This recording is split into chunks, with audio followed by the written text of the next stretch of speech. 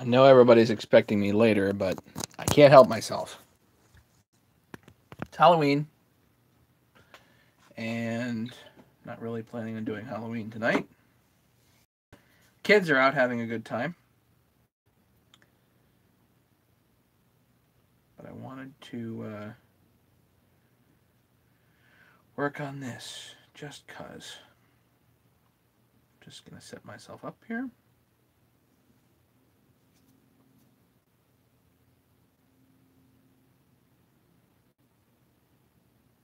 Test, test.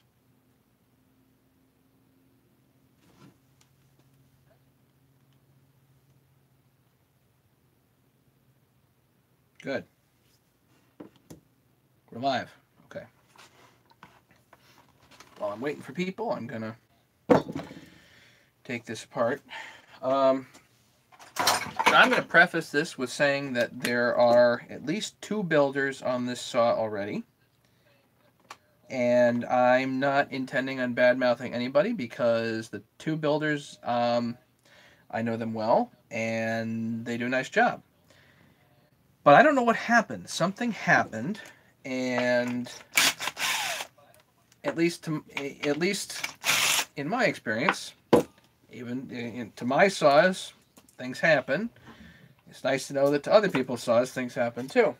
But the question is what? What happened? What went bad? Turns out this is a very powerful 262 XP. Bear, Reynolds, Ken, and Calroy. How's it going, guys?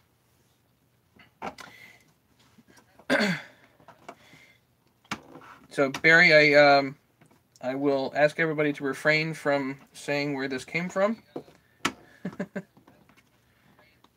Just out of respect to the builders. And I know them well, so...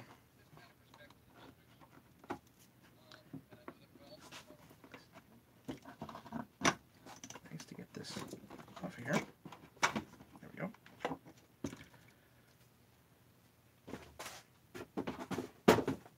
But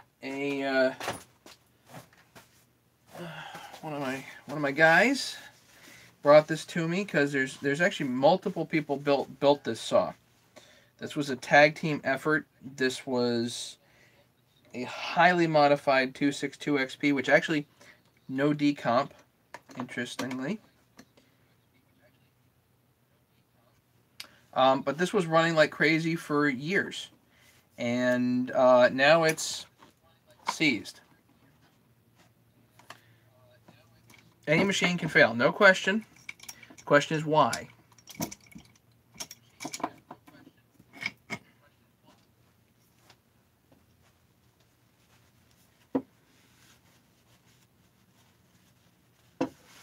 I've had plenty of stuff fail, and I like to think that I show my failures with you guys. And I can tell you absolutely that this was put together with care.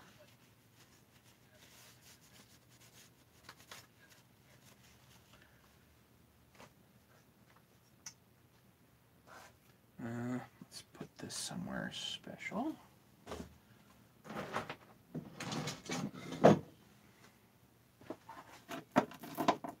Hey, Tim. Time to play Quincy. Yes, it is detective time.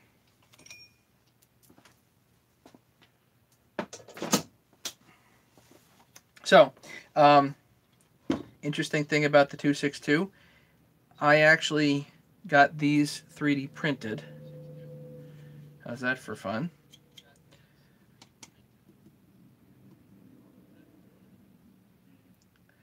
So this chain catcher was actually 3D printed. And I 3D printed the chip deflector too, and there's basically zero wear on that over the years. So how's that for cool? It also acts as a kickstand. Anyway, Husky guys get that. Okay. So why did it seize? Well, let's start taking it apart and see where we end up.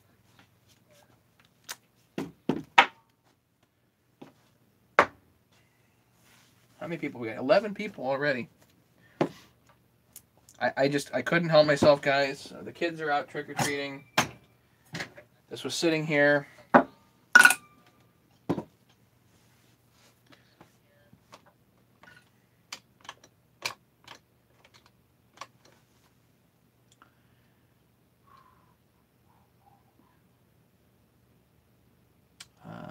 Right.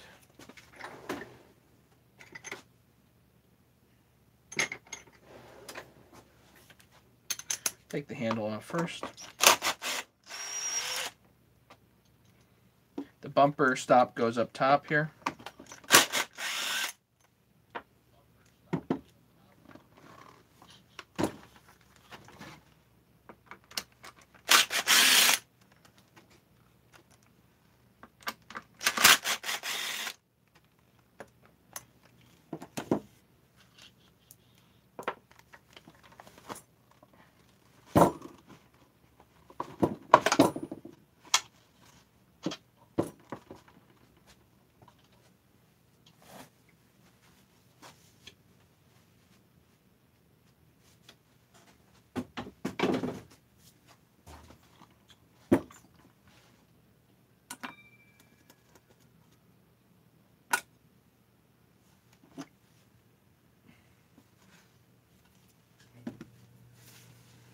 Does it have oil and fuel, and what are the carb needles sitting? I will say that based on who this is, it would be exceptionally unlikely for him to have straight gassed this. He has other saws of mine, and they're still running. I don't think this is a fuel issue. And yes, I'm too young to remember Quincy.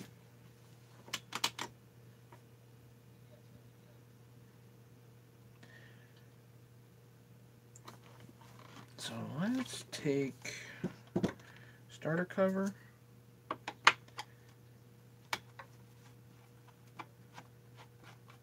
haven't done a 262 in a while.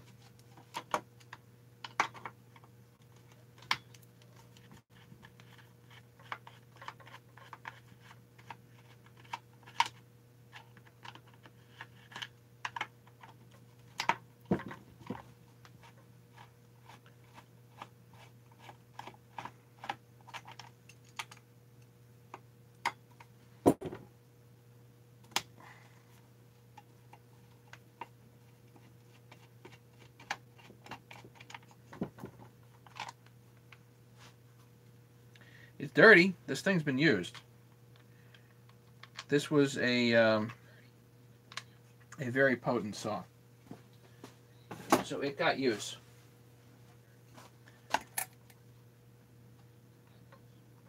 Just trying to feel the flywheel here for, aha. Aha. It turns over. It wasn't turning over before. Turns over now.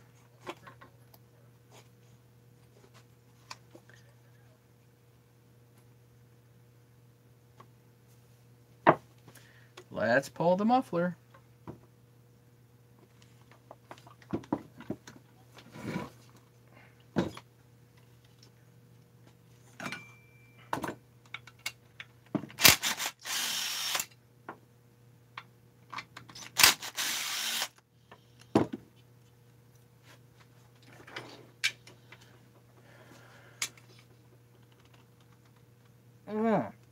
Oh dear.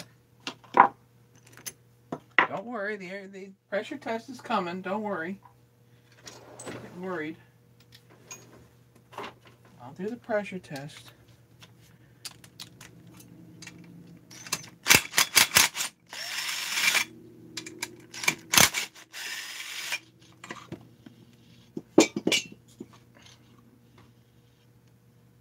Yeah, she scored.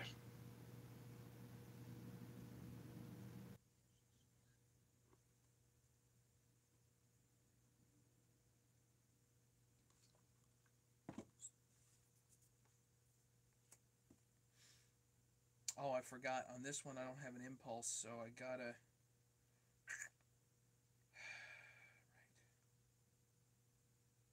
So there's no impulse line here, so I have to pressurize through the spark plug hole.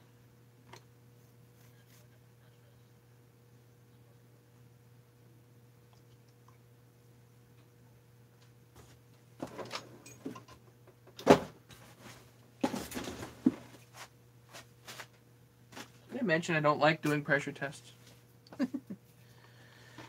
Alright, I might as well pull the clutch, and I'm going to pull the flywheel off.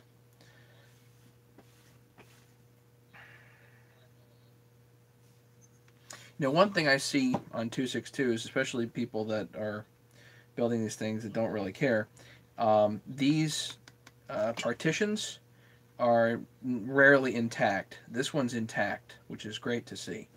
I just don't like to see partitions that are in 13 pieces. It just means that when somebody threw the saw back together, they didn't care, weren't paying attention, or whatever. This one looks like it's actually new.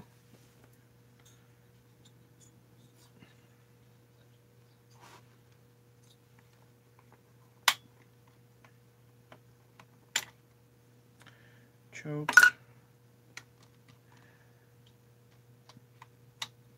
Cables. I think this just comes out. Does this just come out? I forget. I'm trying to do this awkwardly.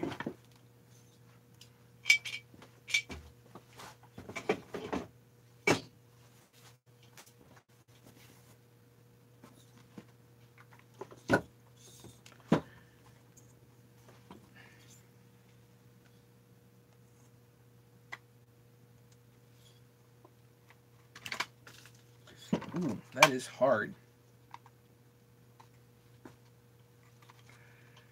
That is hard. Probably get a new line there. That'd be good. It's a little loose.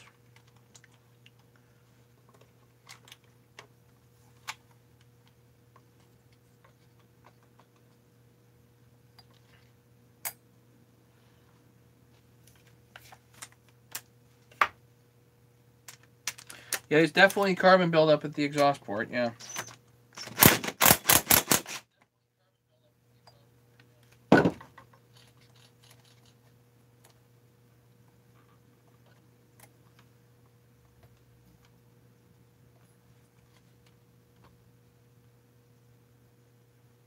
I'm going to take a guess and say that this actually holds pressure in vac. Just going to take a guess. Well, maybe I'm wrong, but...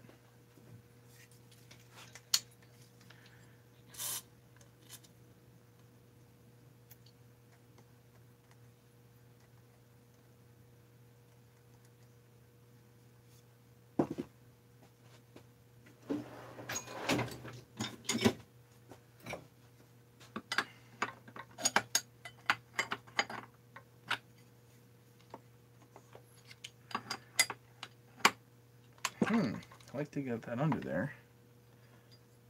I don't know if I can.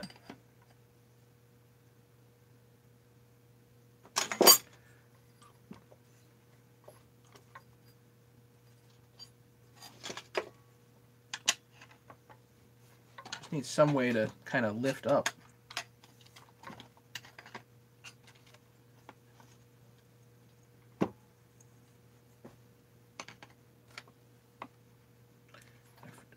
Does this just pop out? Oh, that just comes out. Oh, that's convenient. I forgot. I have not done a 262 in a while. There we go. So I can just lift up now. And you want to lift under the heavy part.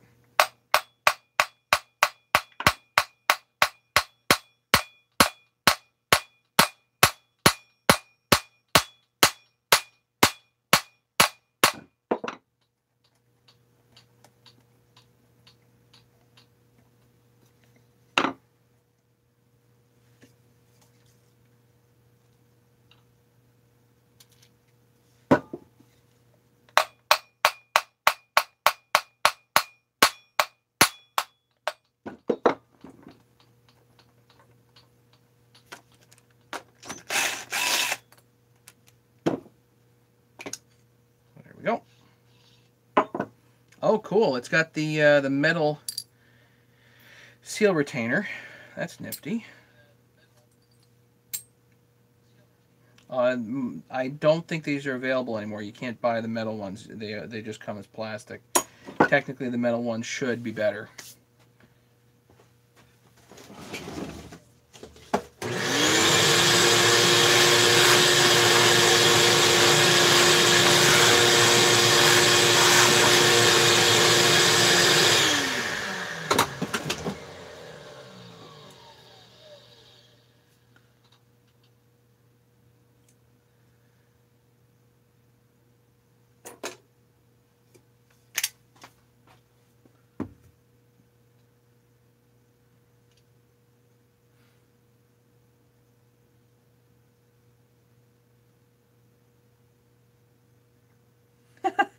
case screws backed out against the flywheel. Yeah, well, that's pretty cool.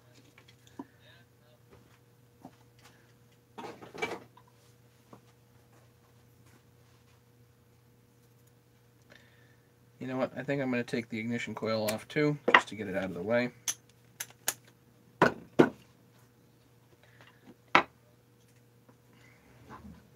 These screws I'm going to put back here. Just so everybody knows, I did make the mistake one time of not knowing that the dog bolts are also case bolts. Whoops. I tore a case. And it's on YouTube for all the world to see. Matt being a dingleberry.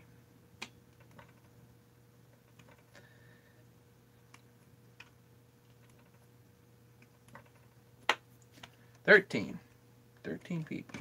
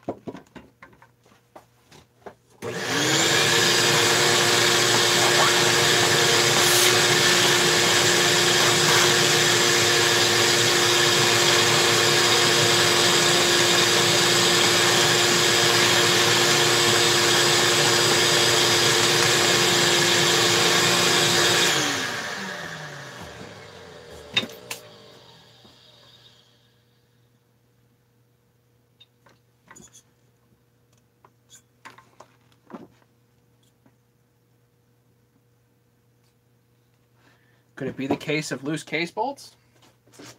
Everybody knows that happened to me recently.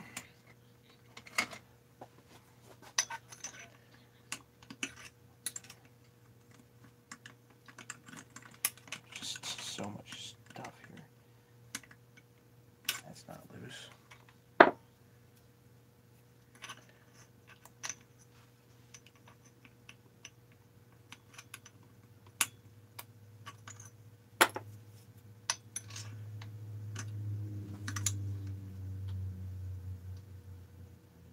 That's tight.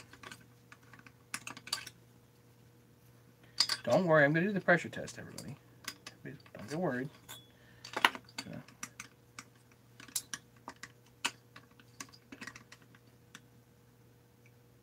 That's tight. If it's loose, it would just move like immediately.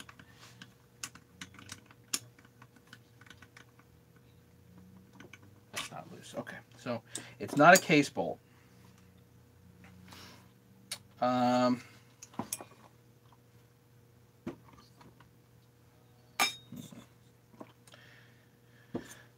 Let's get this out.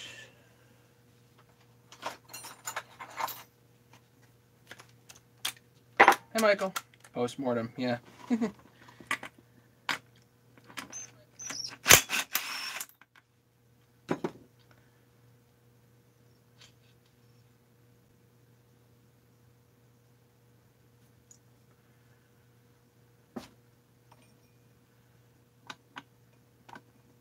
Now it doesn't want to move again. Ugh. Yuck. Okay. Let's get...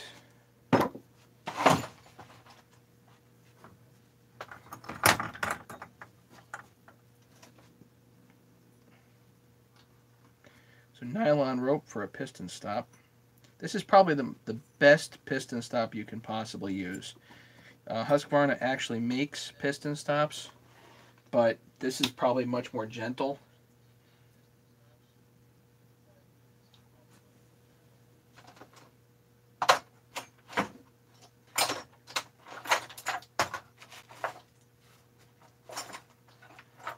I gotta find my 262 XP.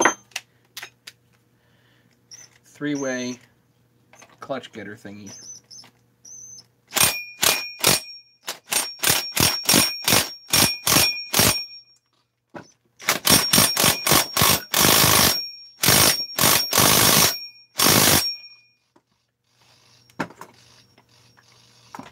Lovely.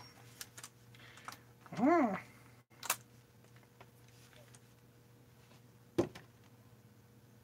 So if that doesn't get it, then you got to use something with a little more oomph, which I don't like using, but oh,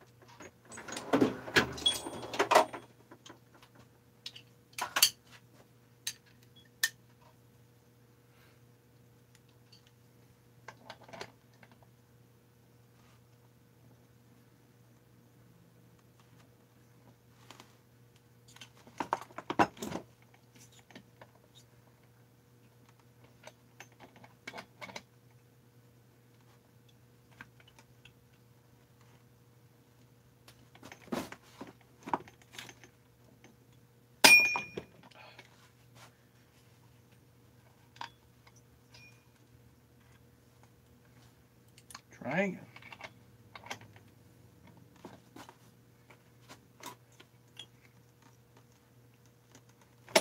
There. Some of these are hard. 262s and 394s. Sometimes, man, they are tough to get off.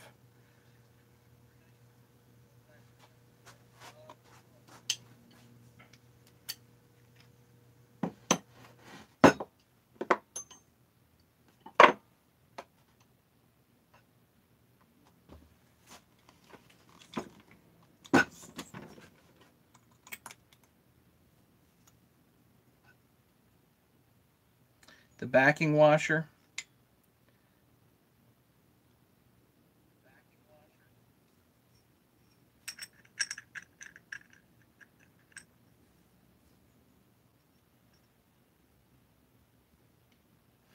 And this is a washer here too.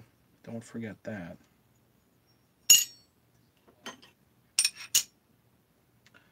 What I like to do with these is take a zip tie.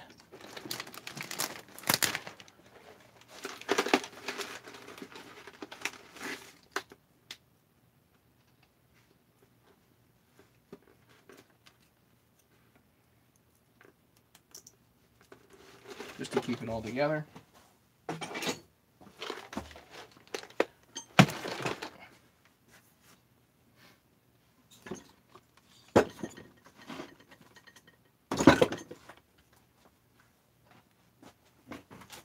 Clean all this stuff up here.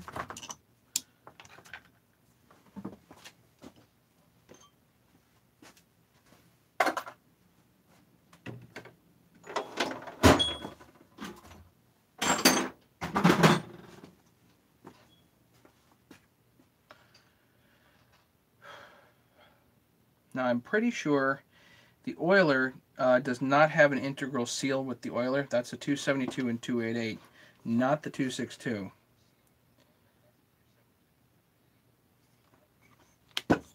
I do need to take off the carburetor here though. So let's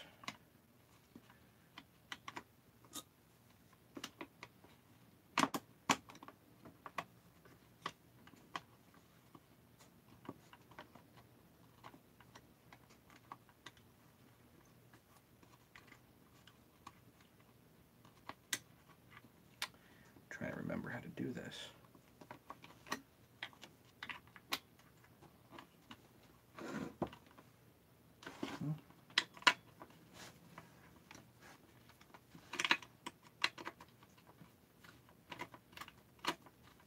The other thing that could be loose is the carburetor bolts. That happens. I have definitely had that happen to me. And if the carburetor bolts are loose, you definitely have a lean issue.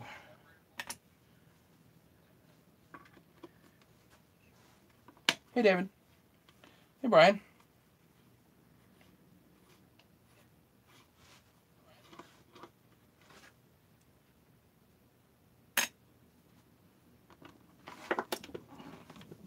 I'm here early. And tonight, I couldn't help myself. I was looking at this thing, and you know, I was working on the shed all day, and I was looking at this thing, and I wanted to get to it. I just did. So I'm early.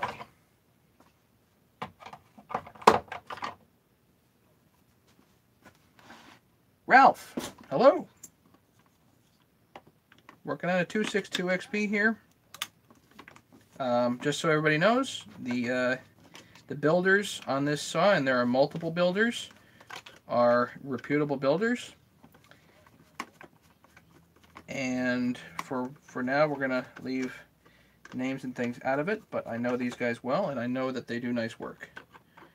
And so far, I'm not seeing anything wrong here as far as build goes.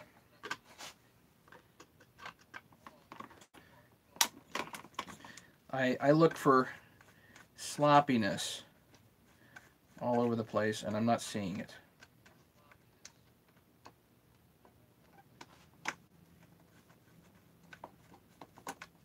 Get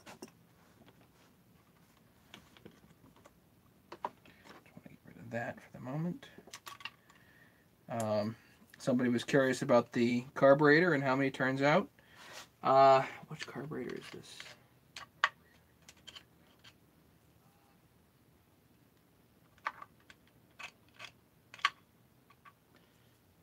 This is the famous 87. So, nice carburetor. The low. Let me get the smaller screwdriver for this.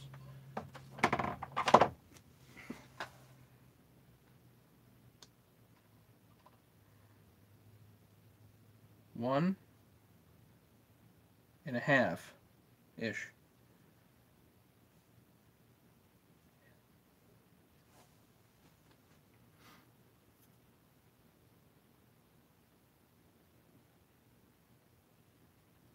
Kudzu bug or veggie? What are you talking about? Kudzu vine? What are you guys talking about?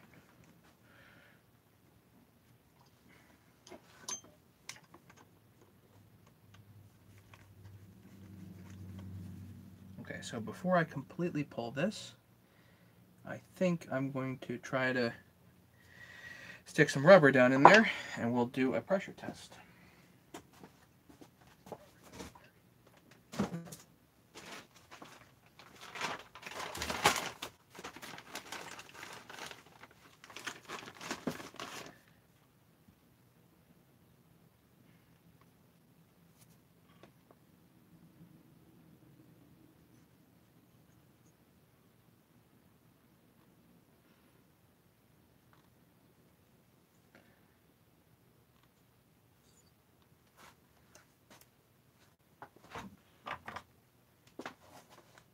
So I just took a kind of trapezoidal shaped piece of rubber, and I put it down between the bolts on the near side. It would be the far side.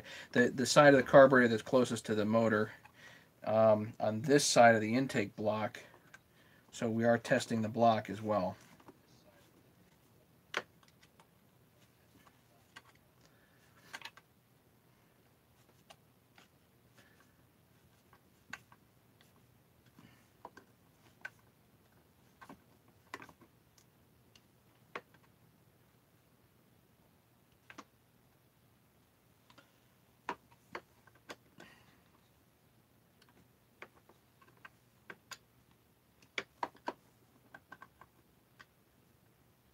Okay. Now, exhaust.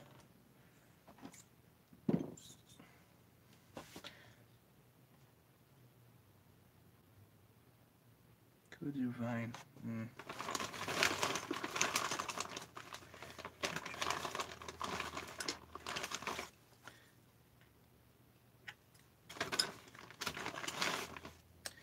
I think 372 is too wide.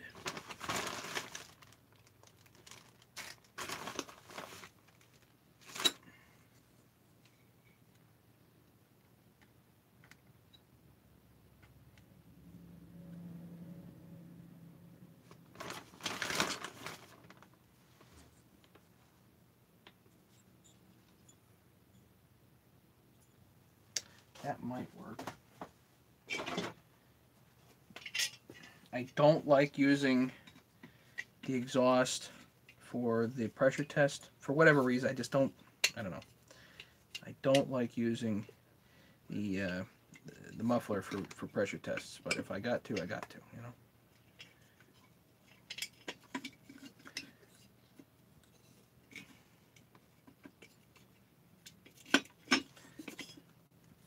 And they love to roll right up in here.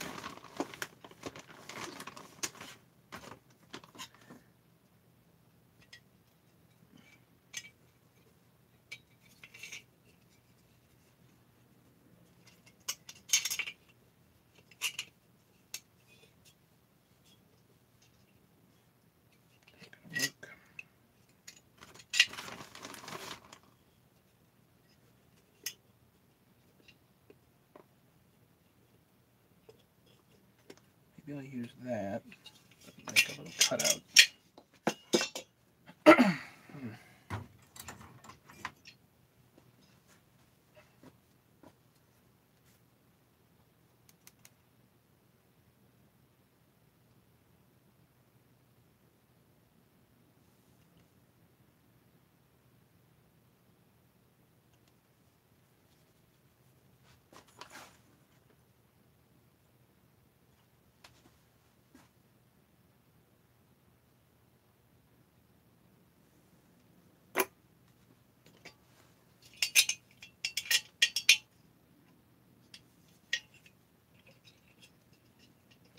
You know, the silly thing is, Ken, I can make my own block-off plates. Just haven't done it.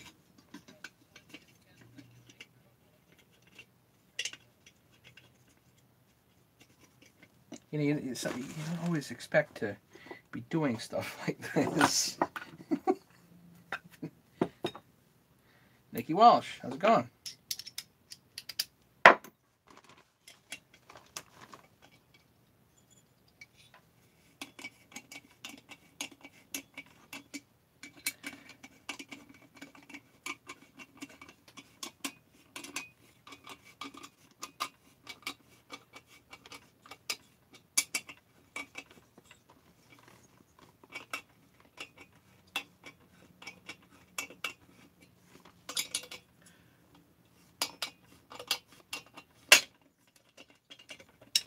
Something wasn't quite right. Oh.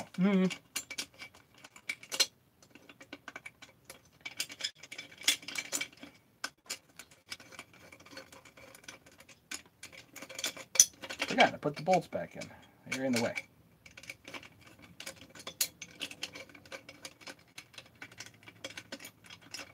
Come on. There. Put these things back in. They're in the way. Messing me up. What are you breaking again? Yeah. Turns out this is broken. And I'm not sure this is anybody's fault. I'm leaving the builders' names out of it because they are, it is multiple builders and they're both reputable guys. And I know both of them well.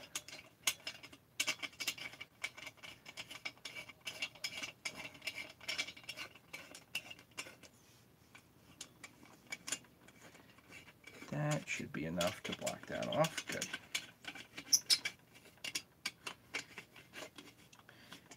And just so everybody knows, if this was my saw, I'd be splitting the crankcase by now. Just because I would. But whatever. We'll get there. If we're going through this diagnostically, let's find out what happened.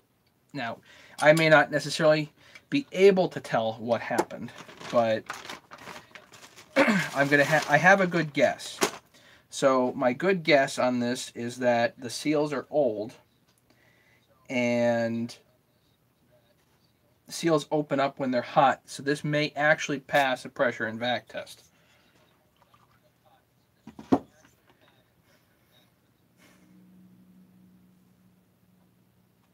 Who knows though?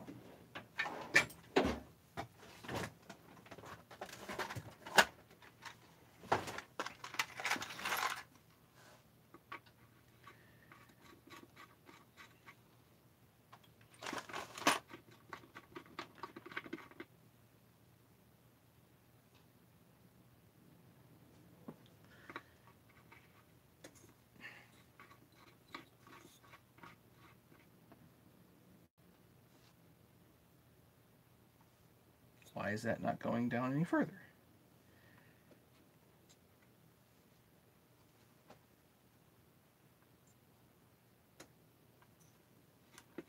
Piston in the way?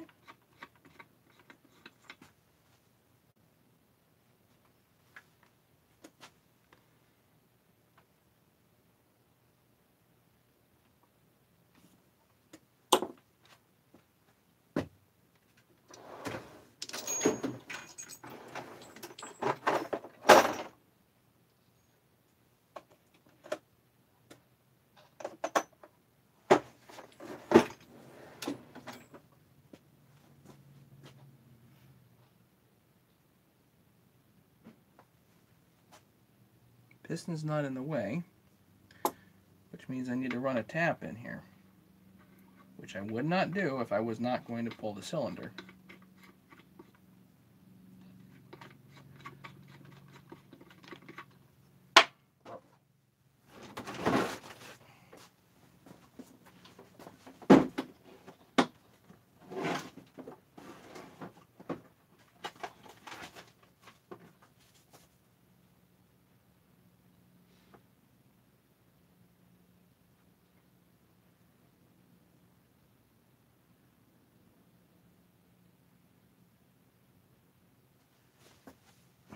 Have a tap.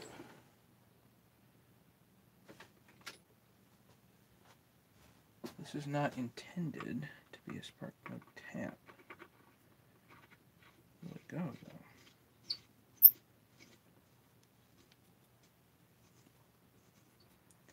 There we go. Yeah, so that is indeed a little too tight.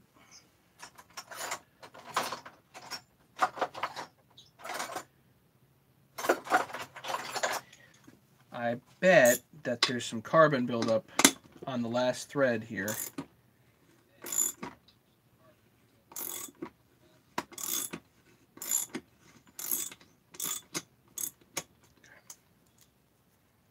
Again, I'm going to pull the head here, so although I wouldn't be doing this otherwise.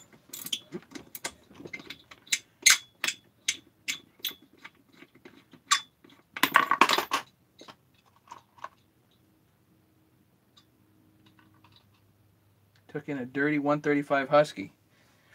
You know, Nikki, you know what you're supposed to do with those?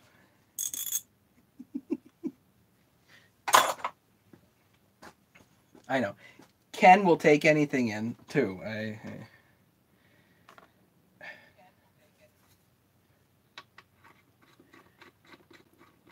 There.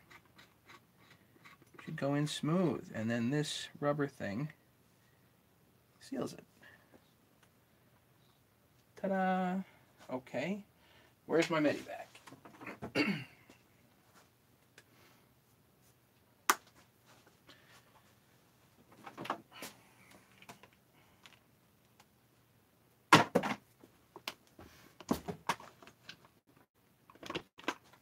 Anybody here complaining how I'm going really slow?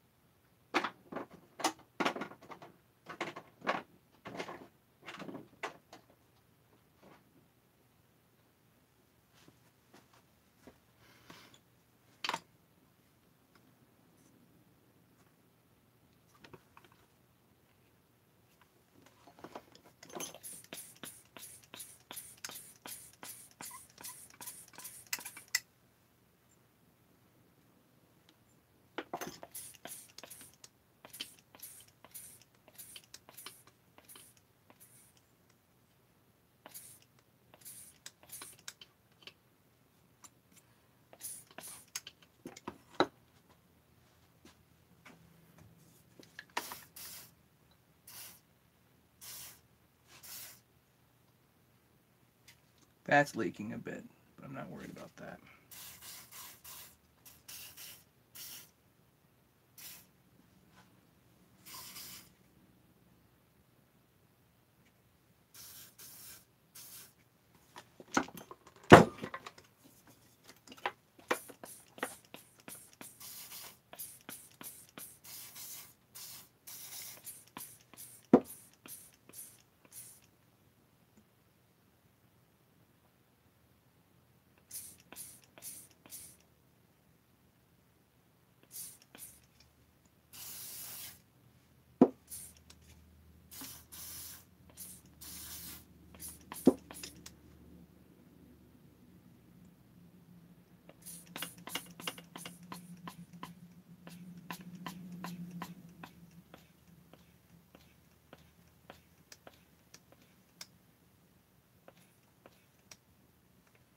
The flywheel side seal looks good.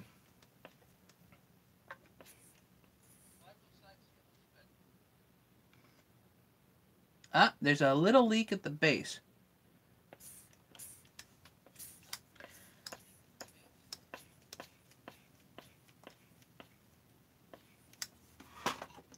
Right here.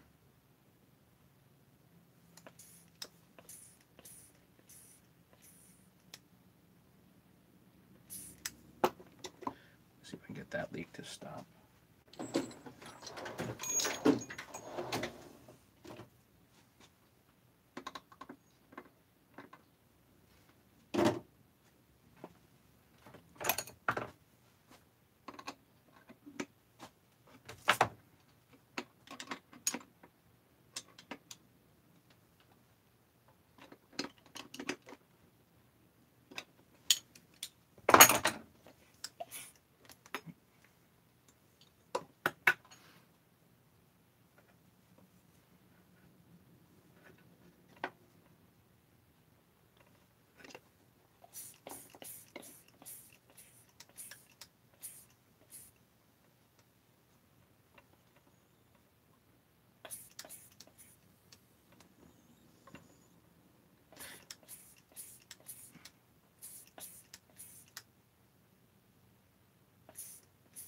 The plug was tight, just so you know, and the correct plug was in there.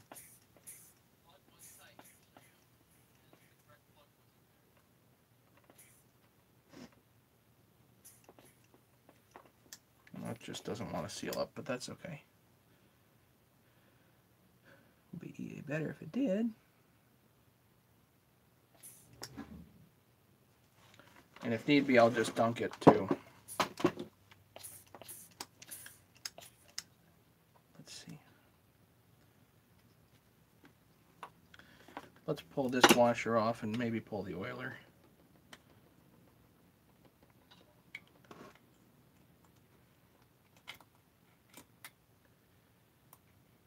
The washers are not supposed to be that tight. Okay. Pull the oiler and hope the washer comes with it.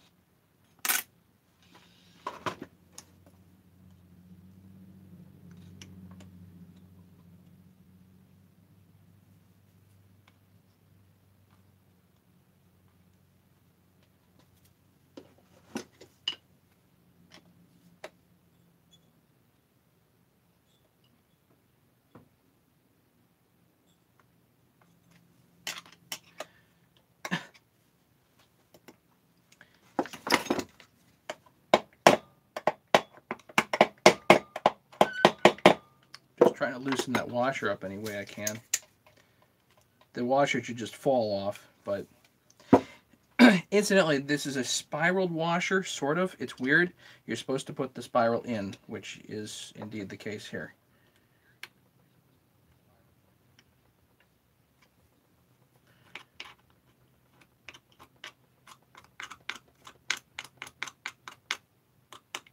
And hot tip, if you can't get this off the normal way, and we do it the long M5 screw way.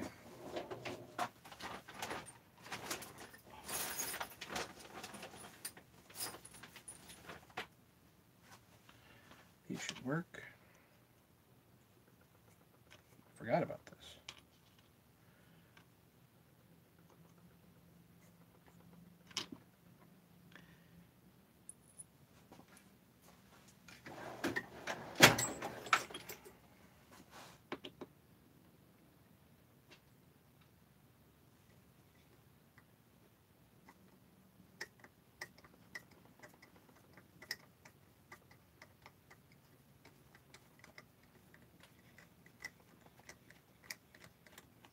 So 2 spots for M5 screws if you have trouble pulling the oiler. They thought of this ahead of time.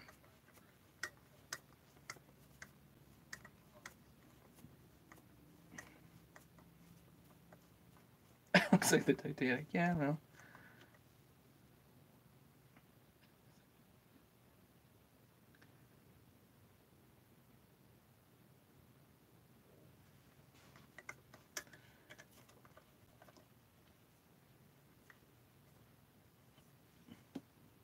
For a buck, 2 true.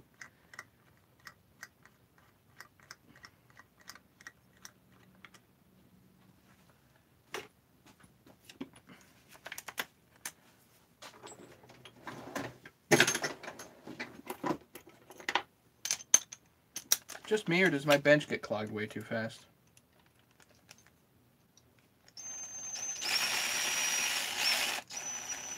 I know, something about having a bigger bench, right?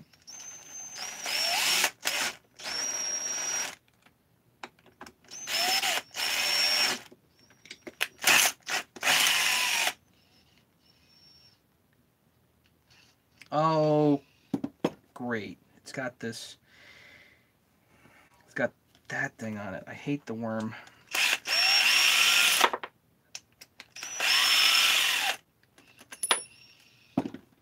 But it's a good excuse to demo this.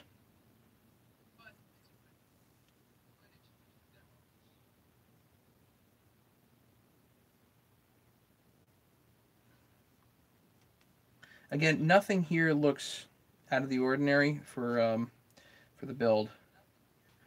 This is good.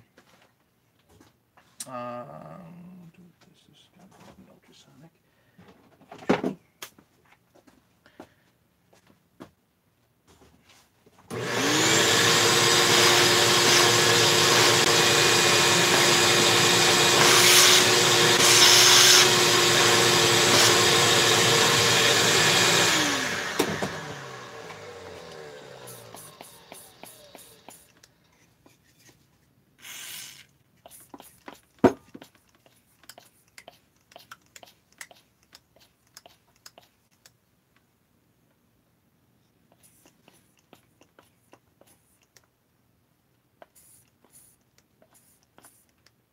Forget, are these through?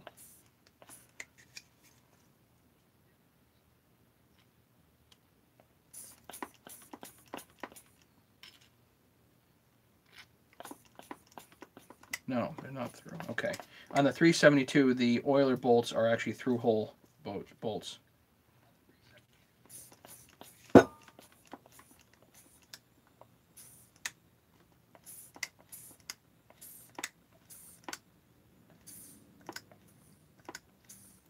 So this seal appears to be good. I have not run it through its rotation, though I will do that. Oh.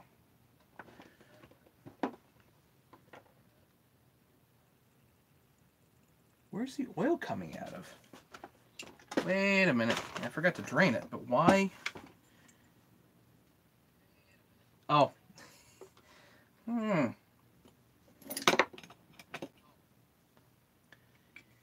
What is Matt breaking tonight? Everything.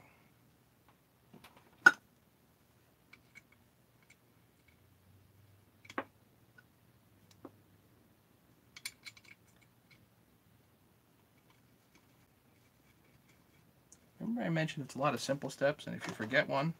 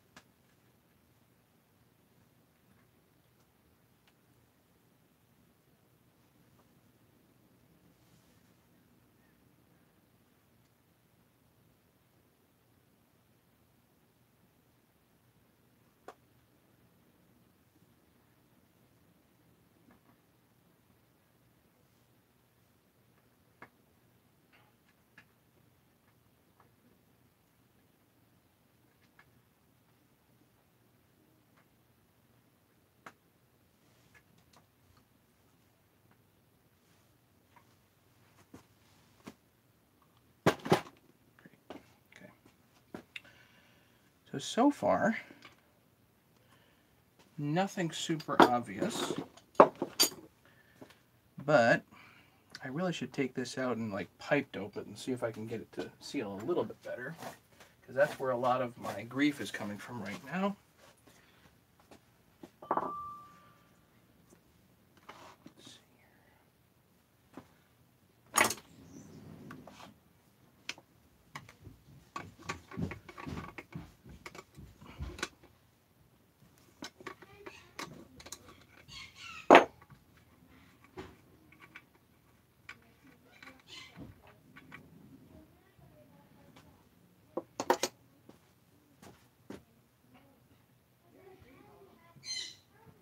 Megan.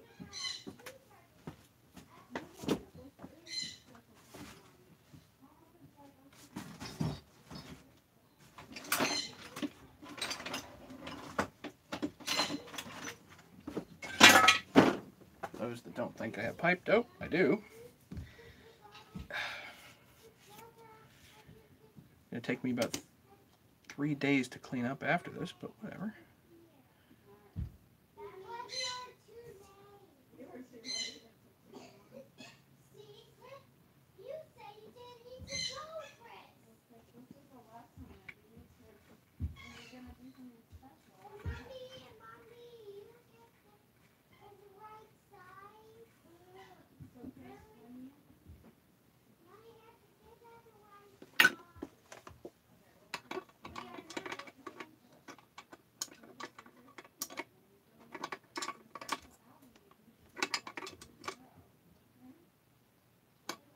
Let's see if that helps a little bit. The other thing we want to do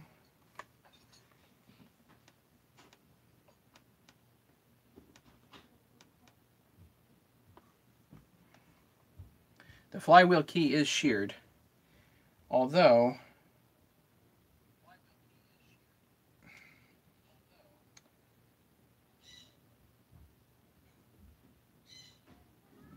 I wonder if it was this way originally. The thing about keys is that keys are only positioners. They don't really hold the flywheel on, and clearly this flywheel was on.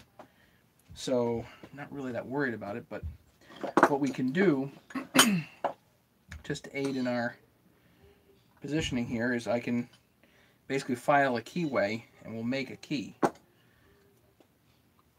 Because I'm positioning it by hand is unlikely for me. Okay.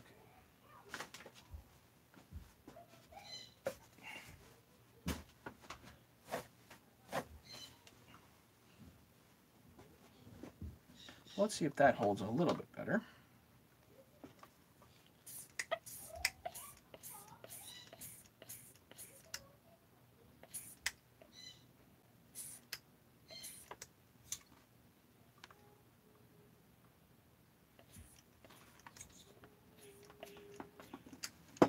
Just want to see if it's leaking at the exhaust here.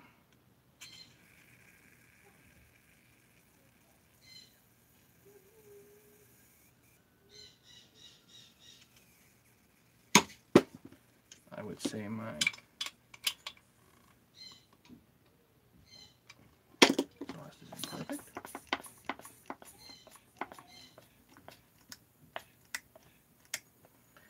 At least I can get it up. For me, if the exhaust is imperfect here, as long as I can get it up to pressure and test around the seals, then we know the seals aren't necessarily bad.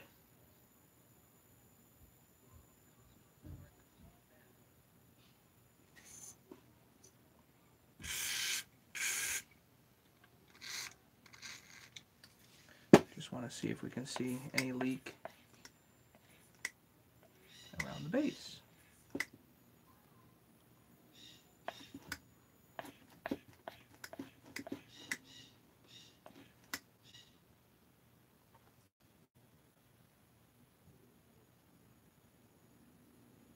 So the PTO side is completely fine for a seal. I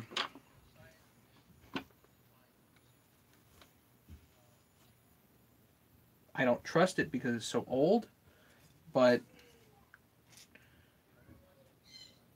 if you're testing it, it's got pressure on it. The seal itself doesn't show bubbles under pressure, so that's fine. The only leak so far that I know of that we have is on the exhaust, but that's just due to my lack of good seal with the rubber. So now that we can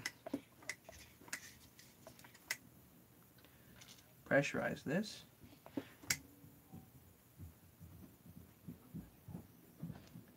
the base leak does become a little more obvious here. I don't know if that kind of a leak would cause the problem.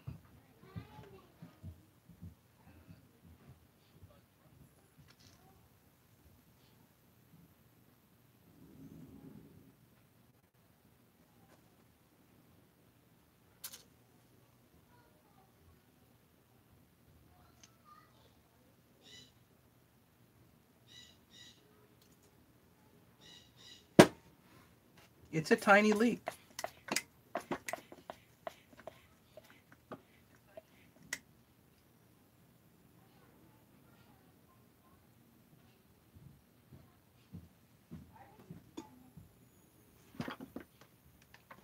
So a little leak at the base, and that's it. I don't know. I don't think it could have caused the damage that's in there. I'm still gonna guess that the seals open up when this is run hard. Any other guesses?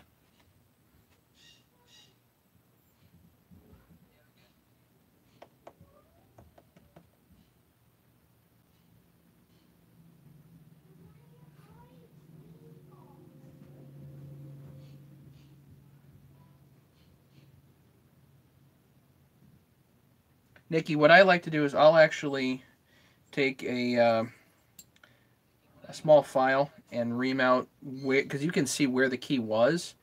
Just kind of ream that spot out, and then take some Romex and like 12 gauge Romex and stick it in there, and from the top, and you've got a key.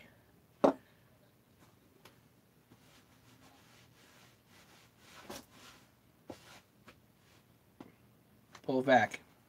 Thank you for reminding me.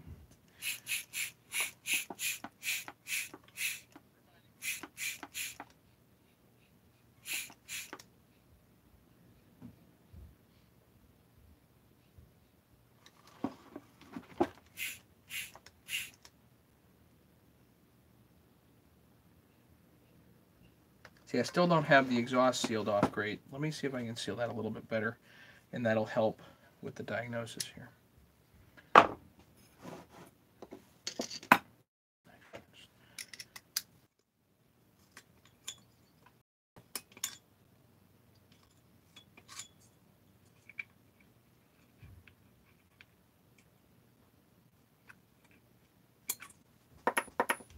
Let's see if that helps.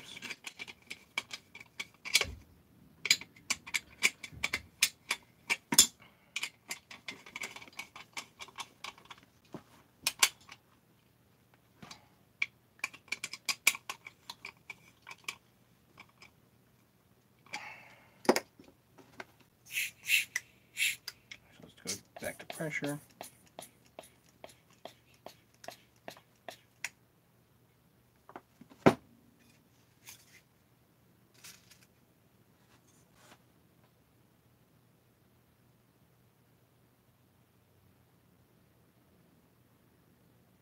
Well, it's losing from somewhere.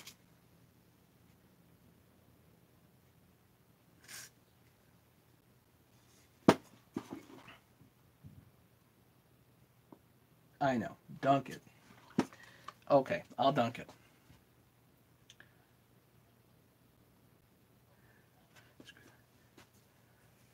Thanks, John. You're right. And that stuff luckily won't spill because it's really thick. But thank you. You're right. Okay.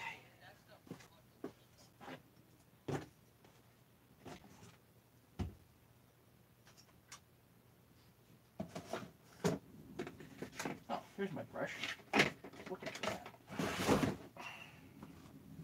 All right, I'm gonna dunk it.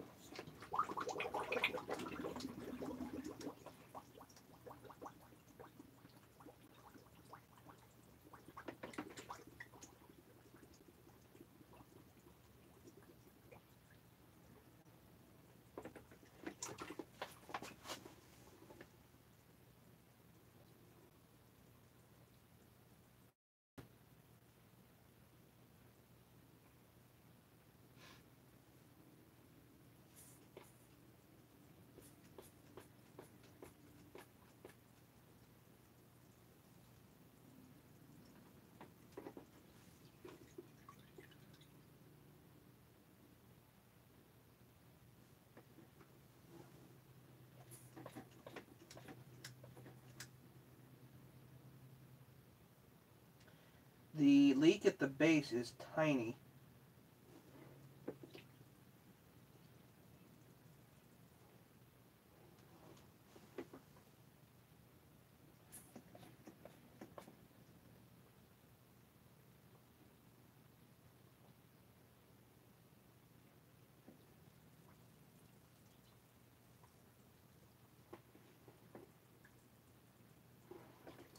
And there's either a leak at the intake block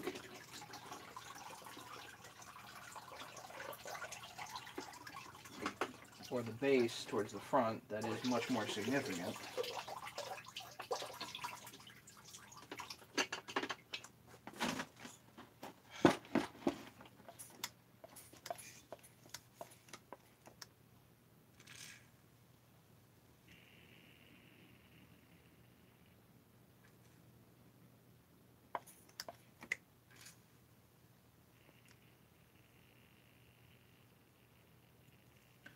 I hear something. Yeah, so the leak at the base gasket here is, I think, fairly inconsequential. It would be better if it wasn't there, but I think it's fairly inconsequential.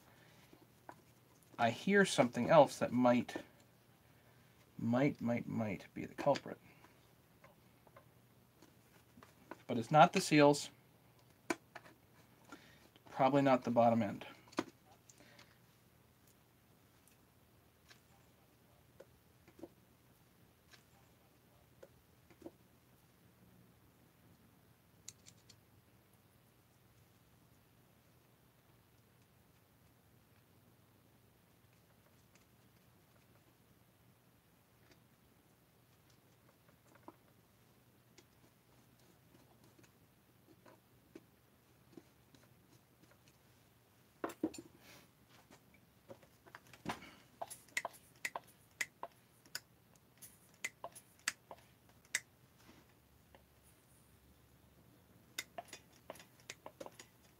See, right now it's the intake block all around, but that's just at the gasket, and since I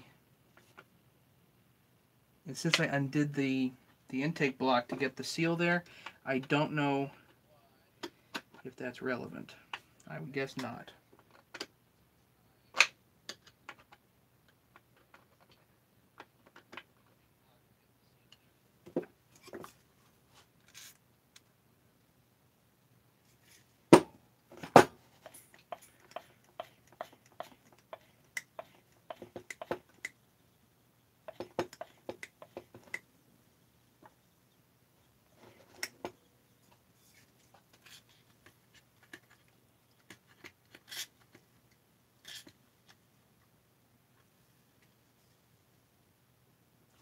All right, we do have the culprit.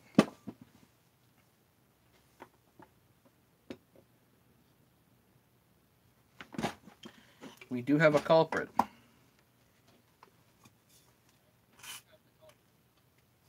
The base is leaking. The base gasket is leaking.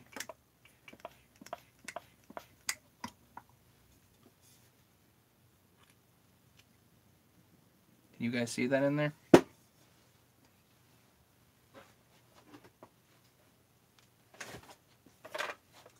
Hey, Kevin.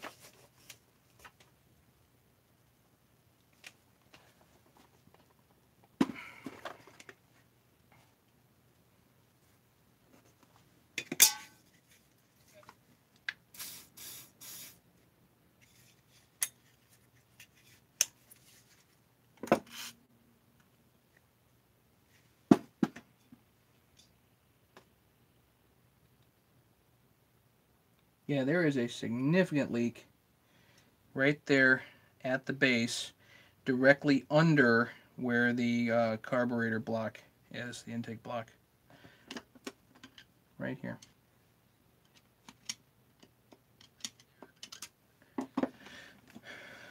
So is that...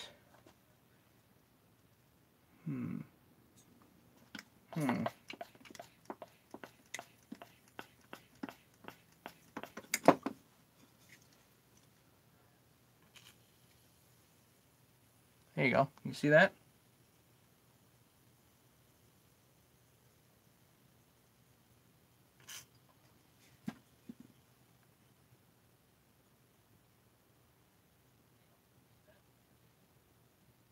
So for sure, that would do it. But these bolts are tight. They're not loose.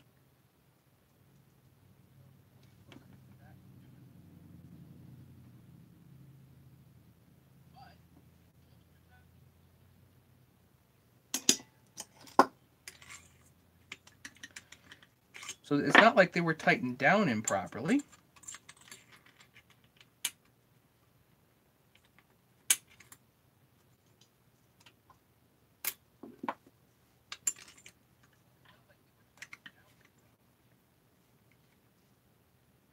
Those are tight.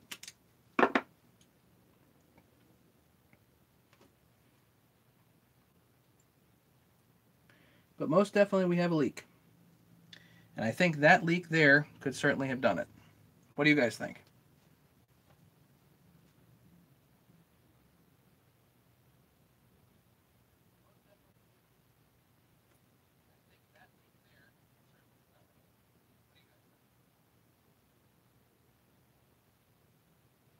Check the carburetor gasket and pipe. Well, the intake block could be cracked, but I don't see any evidence of that.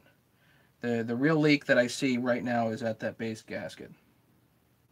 And because I have messed with the screws here, the carburetor screws, if you mess with those, then how do you know whether the gaskets sealed or they didn't? It's kind of tough to test, to be honest.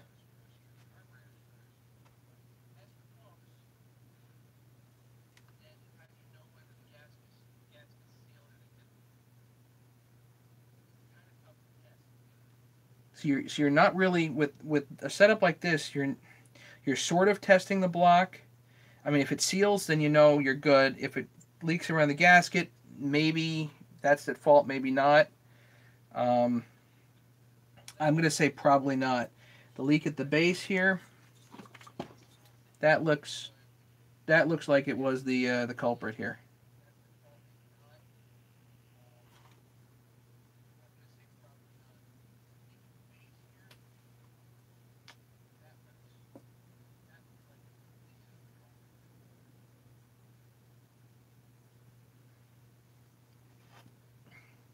So if this is me, what would I do to this saw? Um, Based on the age of the seals, I would recommend new seals and split it and put new bearings in, but it doesn't necessarily need it, at least by evidence of the pressure test. We're not leaking from the seals at all. So what do you guys think? I personally, I would pull this all apart, uh, just fresh bearings, fresh seals, especially if it wasn't done before. And because if these are old, then it's time to do them anyway. But it certainly looks like there's some issue with the base gasket. So it's leaking for some reason, and I don't know why.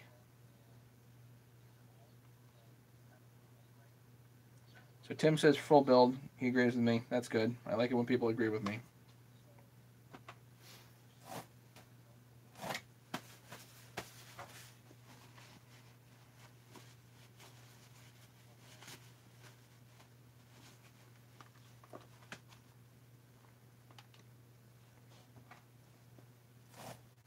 So this was not a saw that was carelessly put together. Just to reiterate that, just taking this apart, I don't think for a second that this was carelessly put together, but I am curious as to what exactly happened.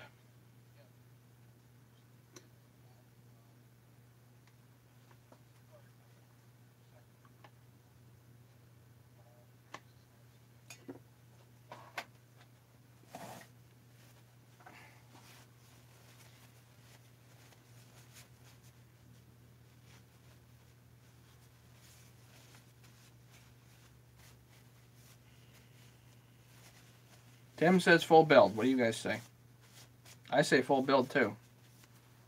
I say tear the darn thing down, and I wouldn't have even been pressure testing it if this was mine. I'd probably just because the seals are old enough to justify tearing this down. The seals are old enough. The bearings are old enough.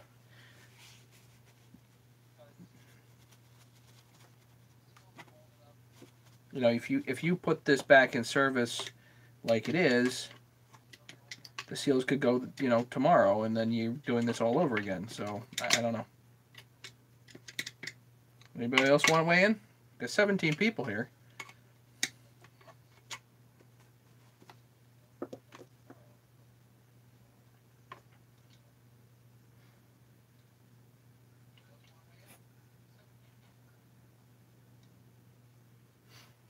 Yeah, Michael, it's a good point. I mean, when you got everything apart, it's like how much further is it to do the full teardown? And it really isn't. So it's a good point.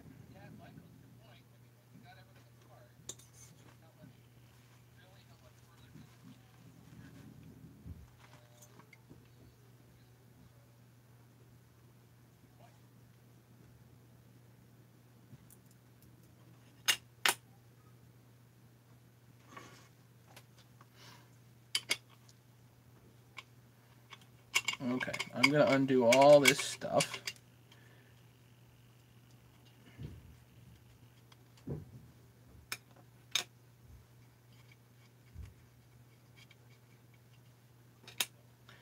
And I will be in touch with the saw's owner and ask him what I should do.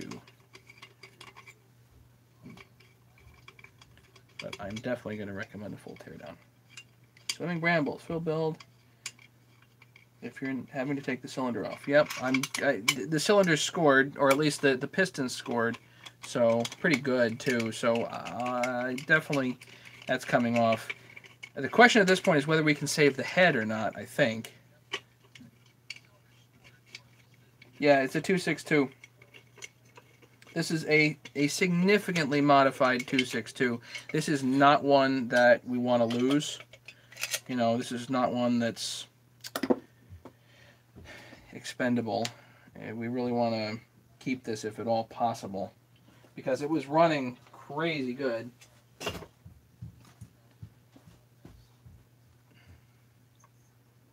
But I'm not so sure I've seen that too often with a leaky base gasket like that.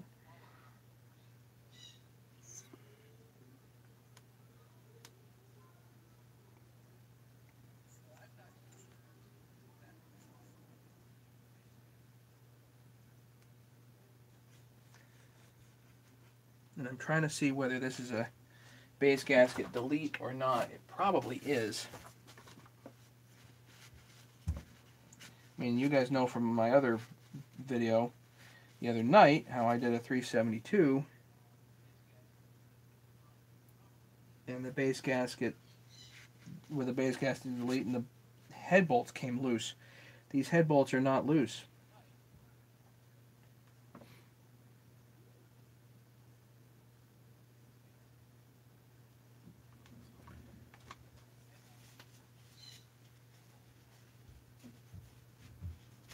Sealing surface possible has a score. It's actually like all along the surface. It's not even one particular spot.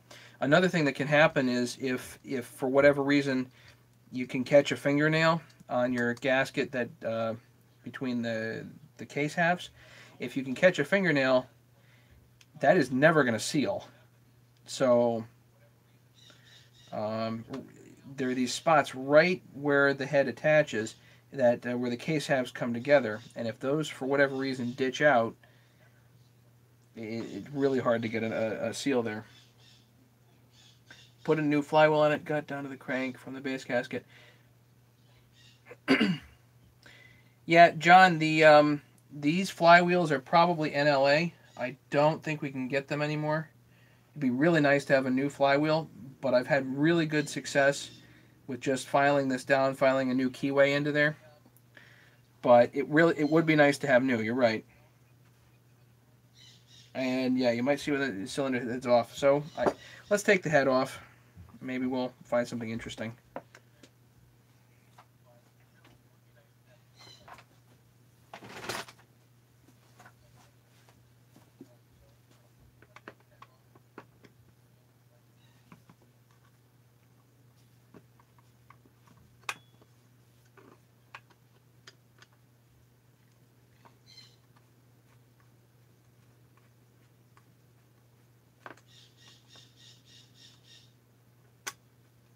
that bird.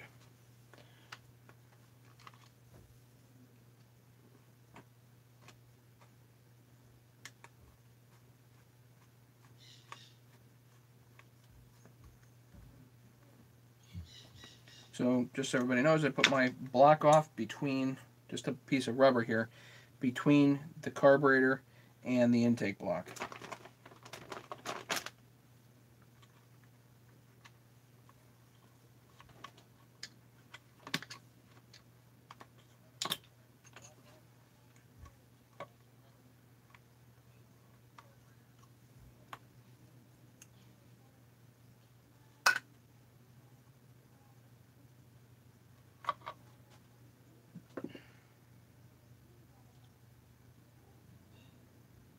You can shine a light on your intake block and see if it's cracked or not.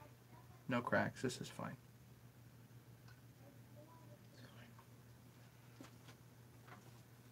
Sometimes cracks open up on intake blocks. It's really annoying.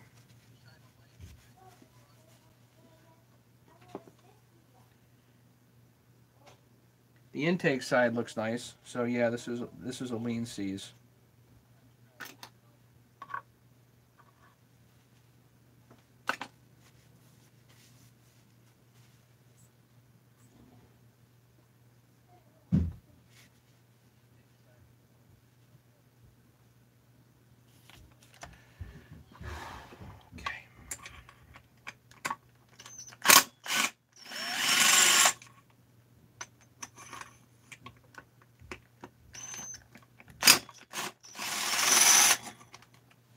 Not loose.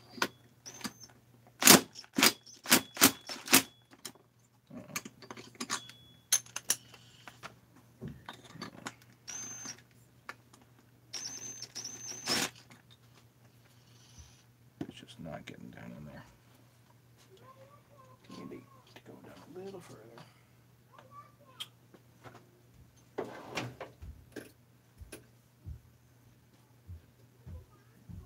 Where's my other? Here it is. Silly cylinder head screws get so gummed. Oh, that's not going to work.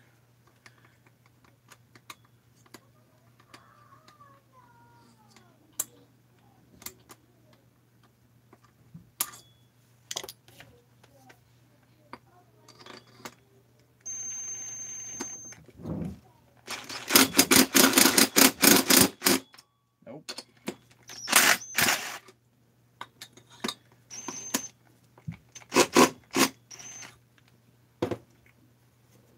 Great.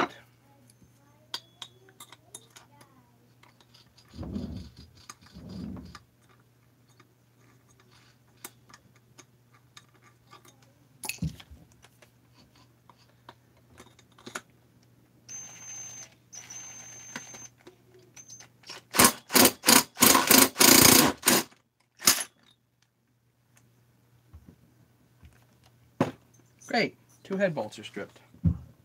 Good job, Matt.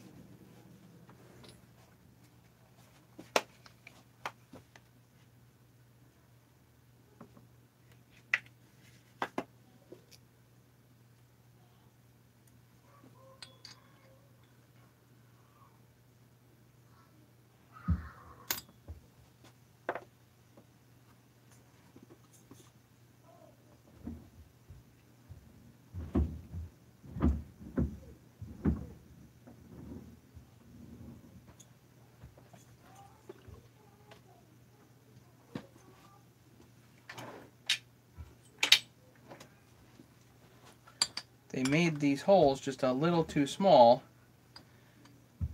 so I can't grab.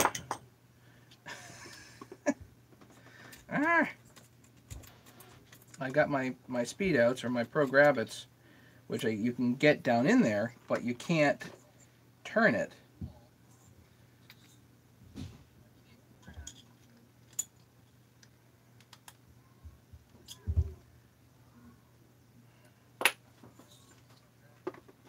Sometimes, guys.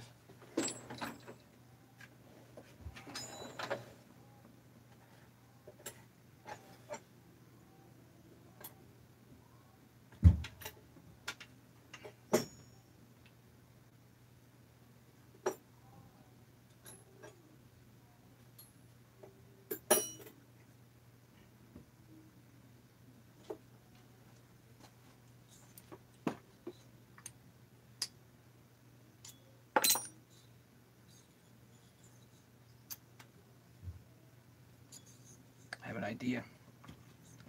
I have an idea.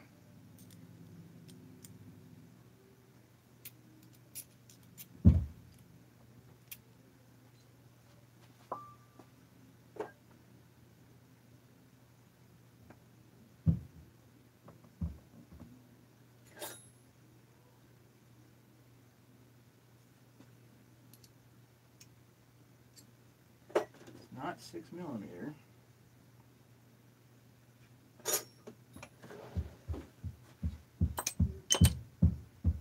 Ah, it's going to be a long night. Any ideas? Go to bed. Go to bed, Nikki. It's okay. I'm going to be here like all friggin' night doing this, apparently. Mostly because I'm an idiot for stripping this out. 7mm is way too big.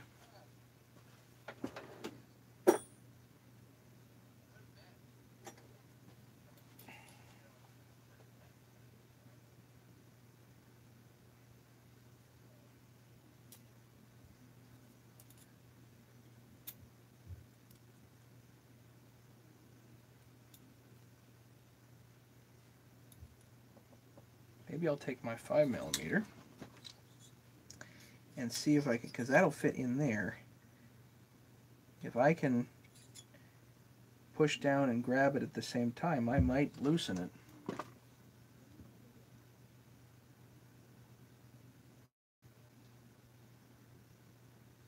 John, it's a great idea. I don't have a high speed here, but that would be a great idea.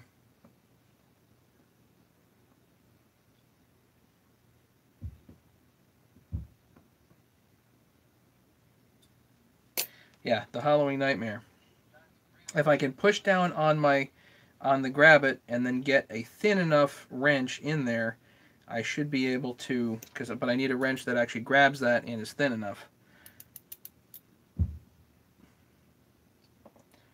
Or drill the heads of the bolts off. I had the idea to drill the head bigger. This is I'll call it a valuable head. So I'd rather not do that. But drilling the heads of the bolts out, that makes a little bit more sense. Let me see if I can get this. Just if I can get this, then I won't have to do that. I'm sacrificing a small wrench here, but I think the cause is worthy.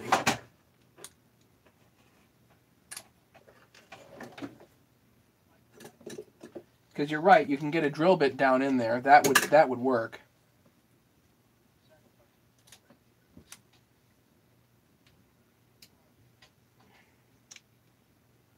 And it's something that didn't come to me immediately, so thank you, Larry. Ladies and gentlemen, Larry to the rescue, just so everybody knows.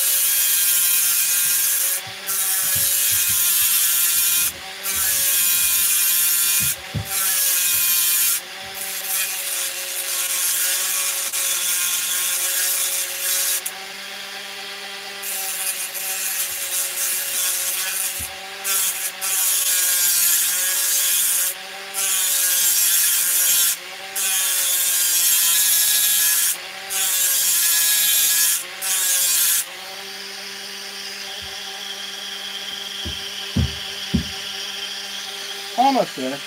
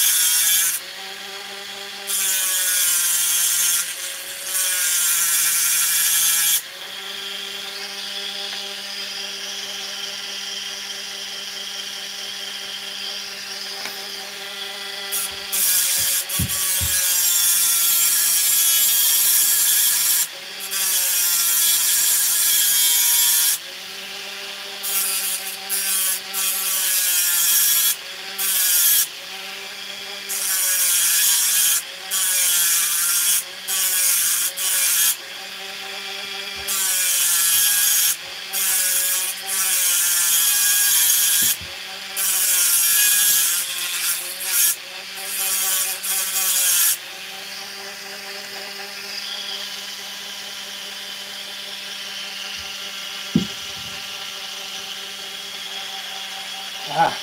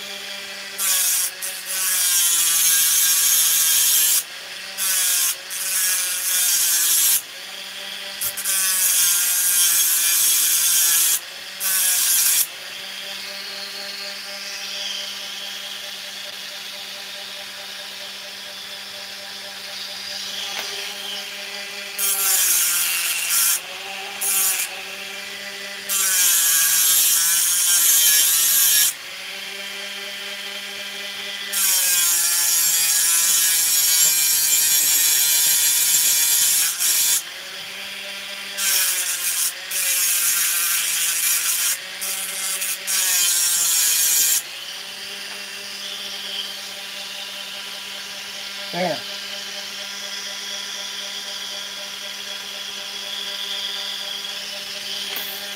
It's in.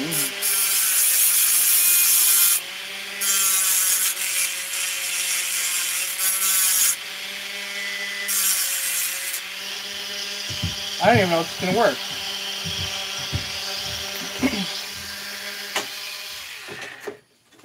But if it does, it'll be a really cool idea.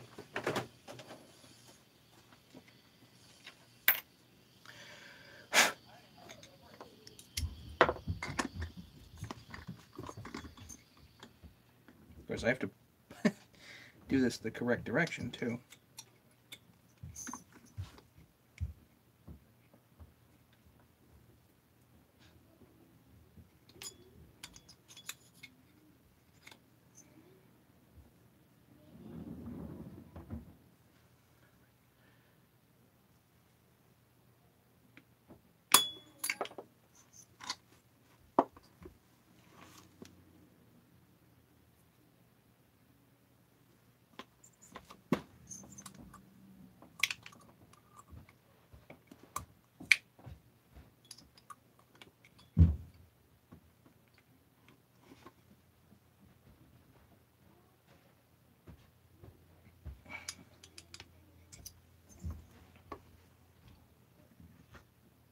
Well, it worked well enough to jam it in there.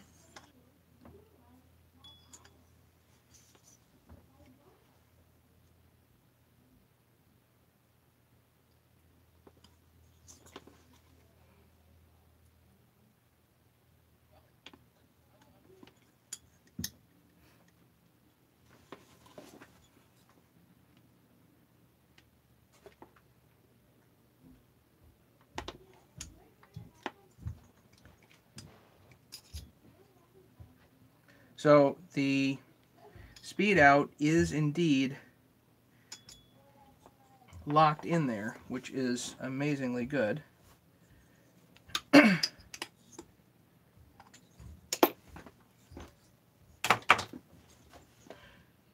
Just want to make sure it's not going the wrong direction here.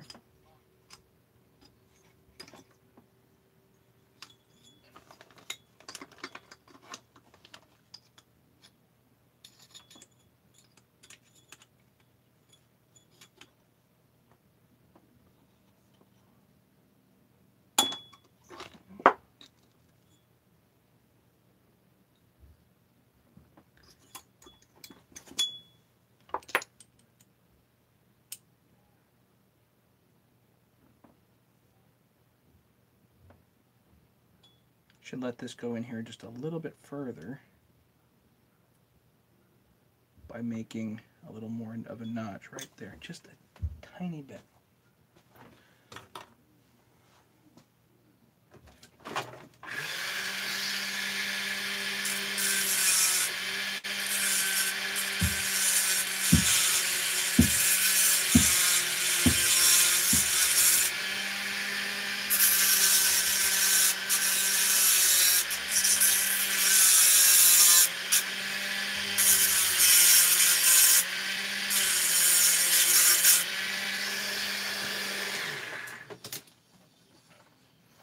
The deeper the tool sits in, the stronger it's going to be.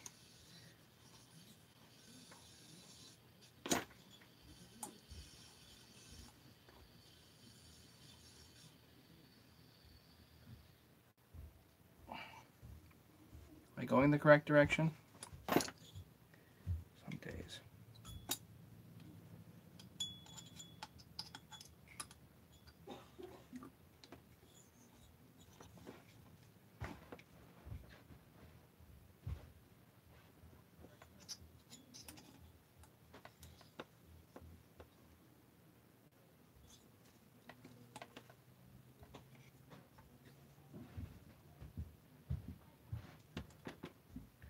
That is it, but it doesn't want to come.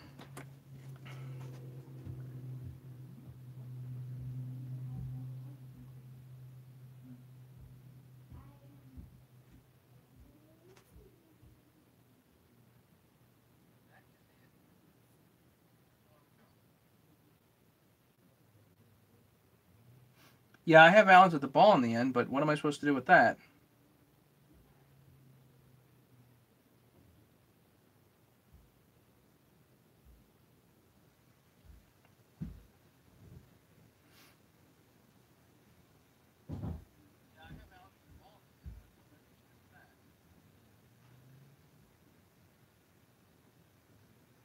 Try more leverage, Matt. Well, if I can put more leverage on here, but the wrench physically can't handle it.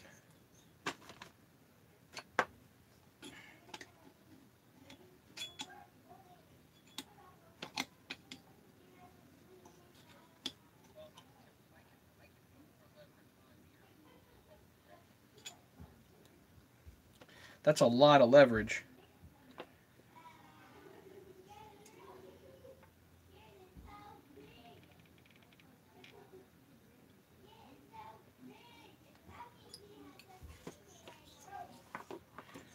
Again, I don't think the head bolts are loose. Yeah, big hammer. Well, it'd be nice to use a big hammer on this.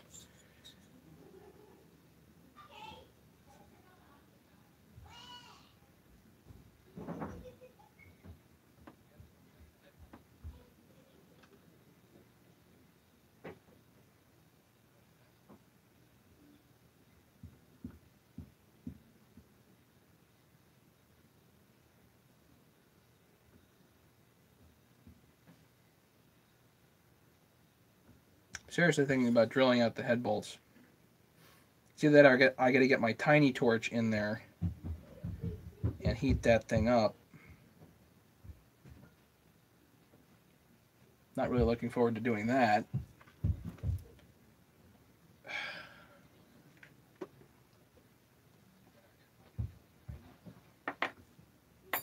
You know, guys, if this wasn't live, I would have just edited this out, told everybody that it was amazing.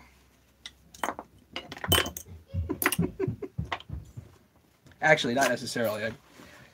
I do edit out quite a bit of stuff, but not everything.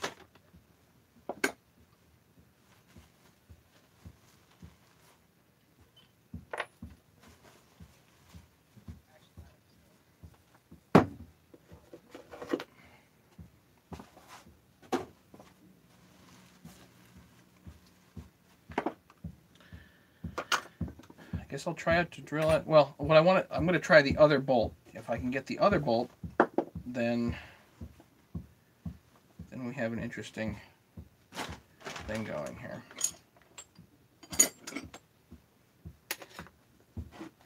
Flywheels. That can go over there.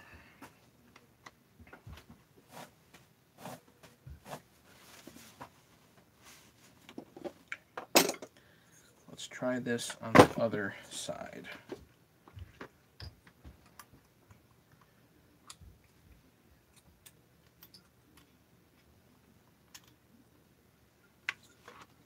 So this is definitely sticking in there well. Yeah, normally you need a pilot, but for whatever reason on this one, it seems to be okay.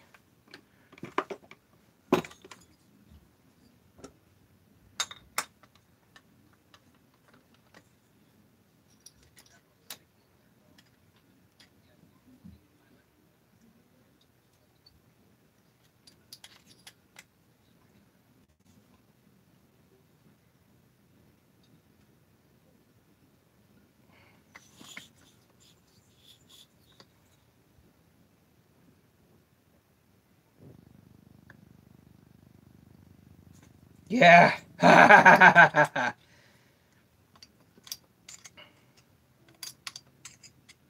one came. Oh, check this out, guys. Okay, so here, just so everybody can see what I did, I've got something here to just press down on my speed out, and then I've got a tiny wrench, and this little wrench goes actually between the fins nicely. This is a 5mm wrench that I ground out. This is probably like 6.5mm or whatever. But can you see the head bolt that's coming here?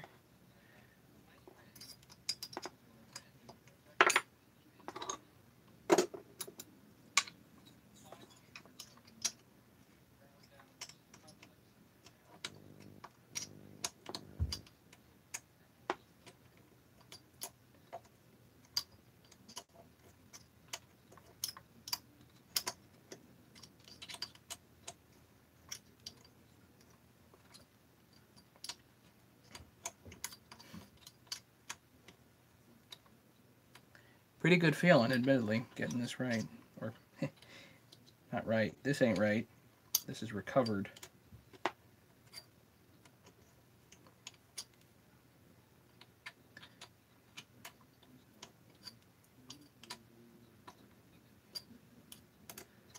What's that saying? Better to be lucky than good? I don't know if this is luck either. This is more like, without bad luck, I wouldn't have any luck at all type of thing.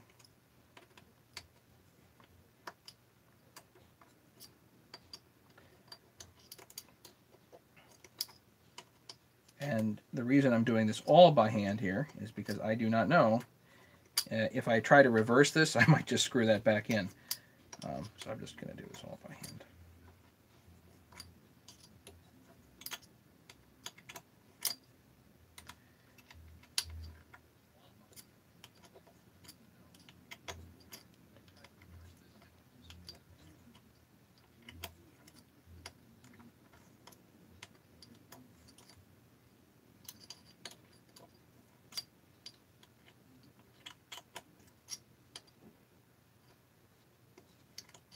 Once these go in, they stick pretty good.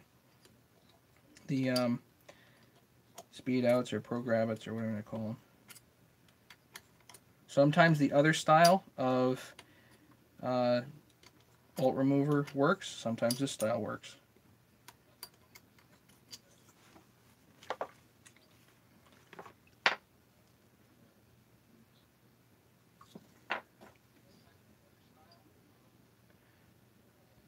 Take care, John. Thanks for coming and thanks for being patient. Tonight's kind of sucky.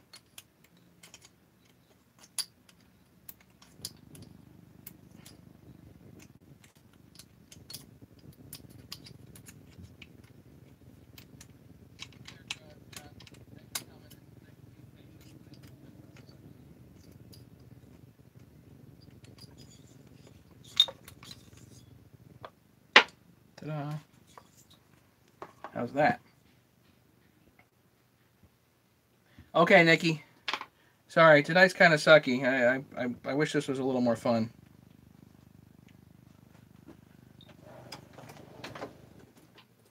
I was hoping to have some fun with this, but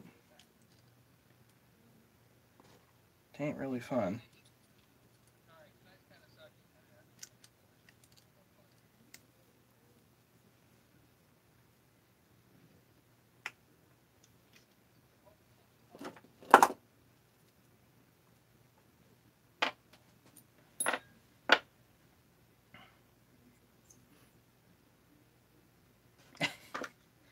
All right, let's just do a little this. Just a little bit.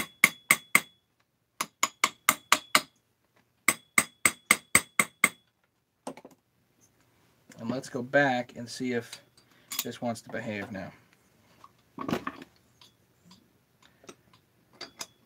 If not, I guess I'll break out the torch or try to drill it out or something. I don't know.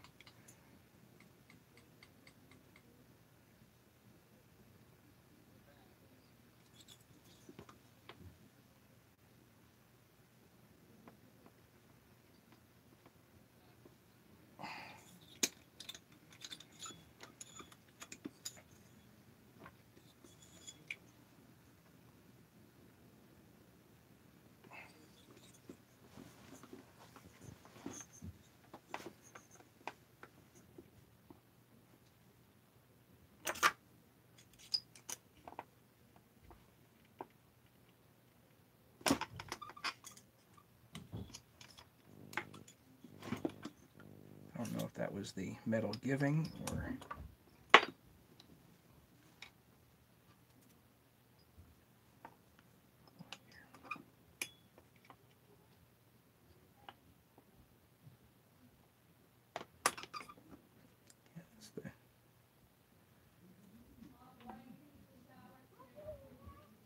Yeah, it's my wrench failing. That's pretty.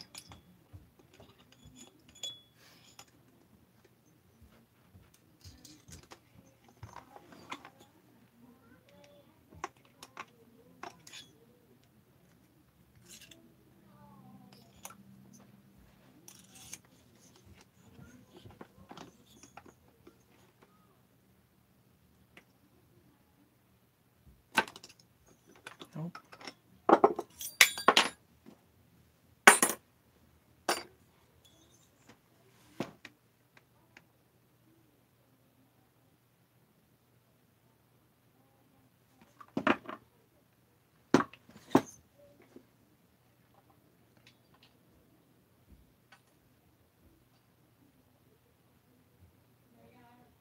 I'm going to grind my wrench so it's a little chubbier, and it'll be less likely to fail.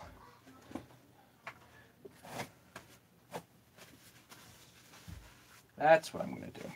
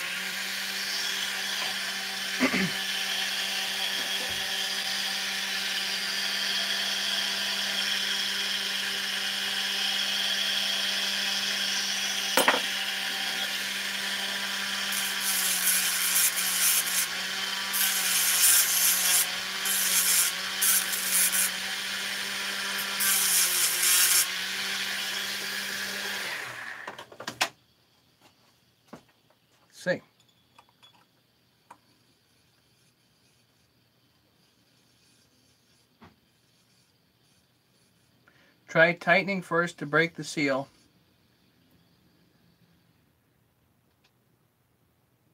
Will the box end... No, the box end will not. It won't grip it. It's too small. It would take me a long time to grind that so it would, I think.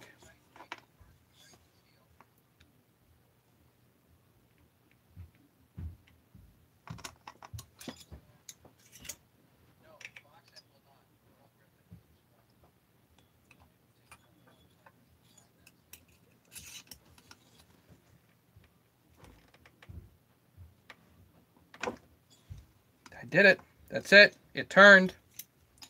Right there.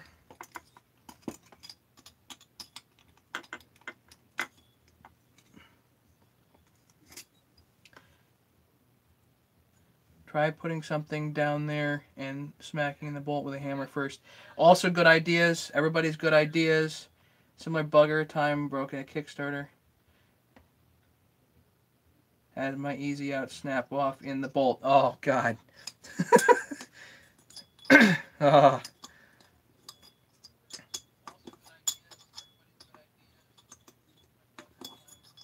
This did it. This did it, guys. I had to make this shorter and effectively chubbier so that the ends weren't quite so fine. And then it held better. It didn't splay out as much.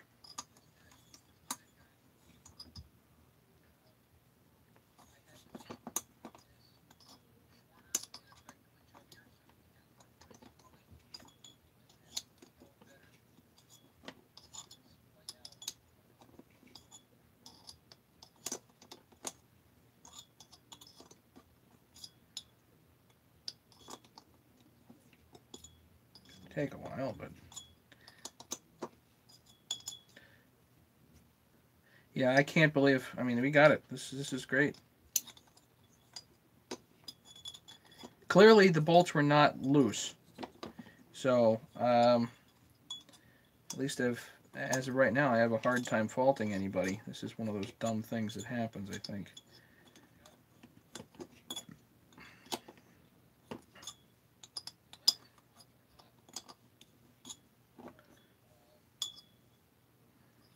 But yeah, hitting it, heat, and then the counter torque, all good ideas, guys. Thank you.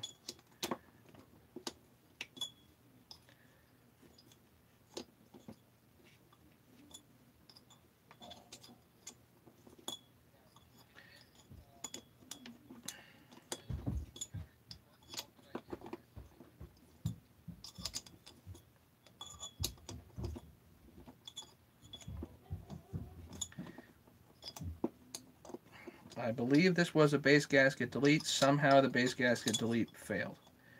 That's basically what I'm seeing. And I don't know why. I'll have to ask what material was used. This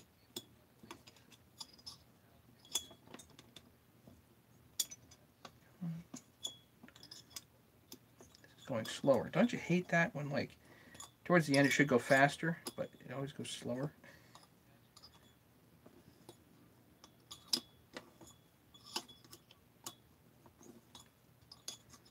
I hate that when I'm taking bolts out of my car and, like, it gets harder as you're removing the bolt instead of getting easier. And usually it's because it's like a through-hole bolt and there's rust on the other side.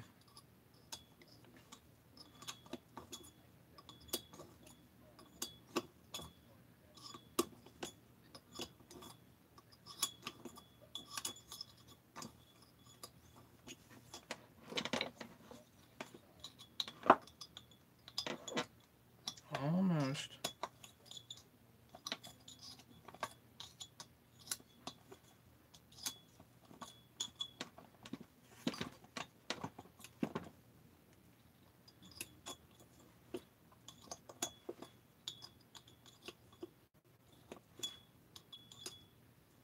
Sorry guys, this is like watching paint dry. But I'm really happy I figured this solution out. And now I'm happy that I have this tool going forward.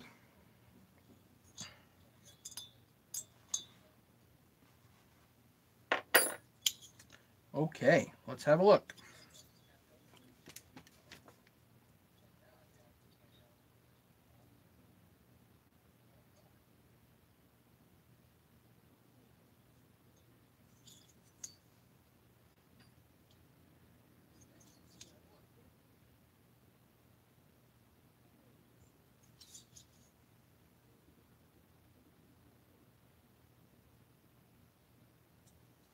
Okay, so for the record, I don't see anything wrong with the grinding. And this sure looks like somebody's a lucky duck. I think this is going to clean up.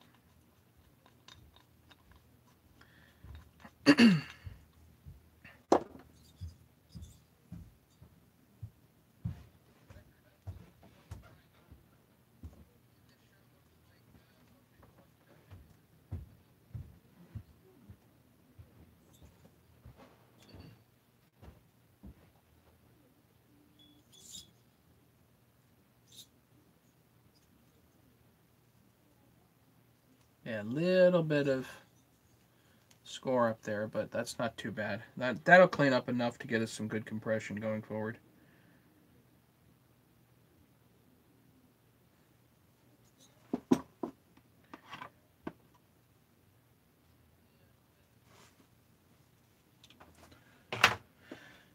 Hey, William.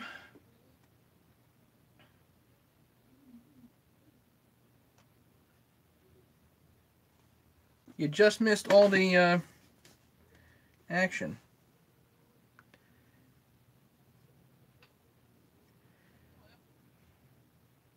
So as far as I can feel, I don't feel any base gasket material left.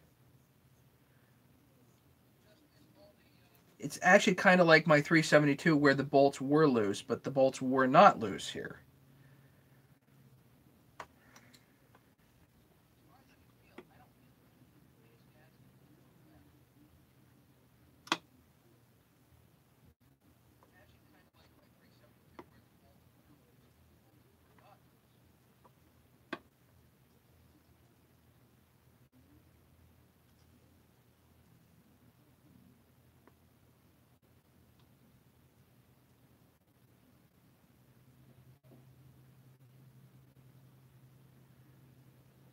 I don't know.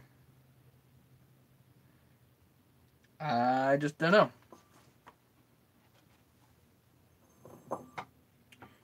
William, I'm going to hear Friday.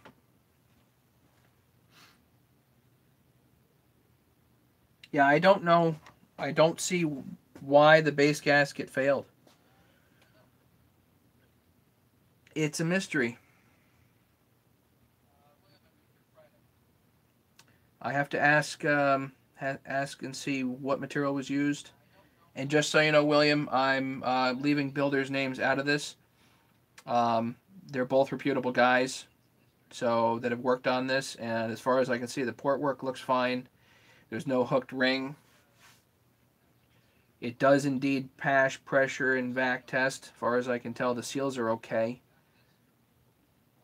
But the base gasket itself was definitely leaking. I think that was the issue, but there is no base gasket. It was a base gasket delete.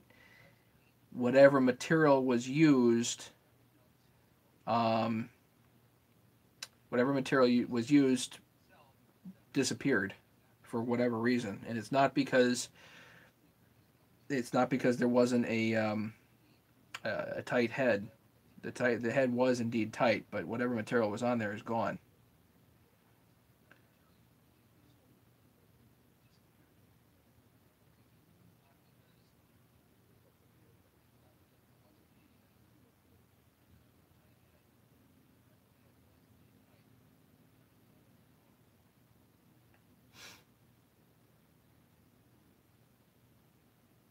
I can about guarantee you that this builder did apply base gasket material.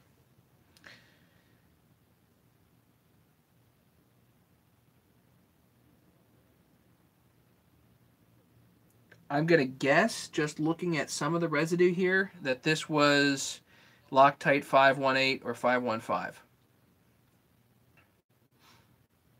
This might also be a case of Loctite really should cure for like 24 hours before you run it. This might have been run a little early. I don't know.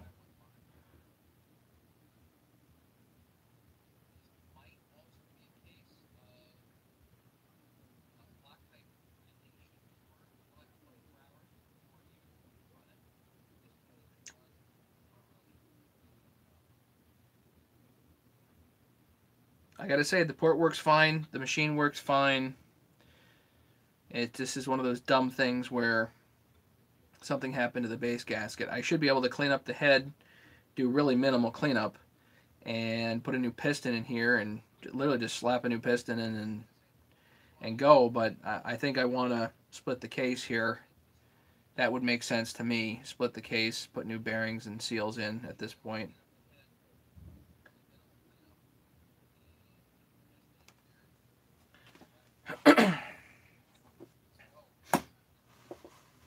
William, I'm not sure you've missed much. This is at least interesting. I really hate going after bolt heads like that because something strips out, but at least I have a new and interesting technique at this point. That's kind of cool.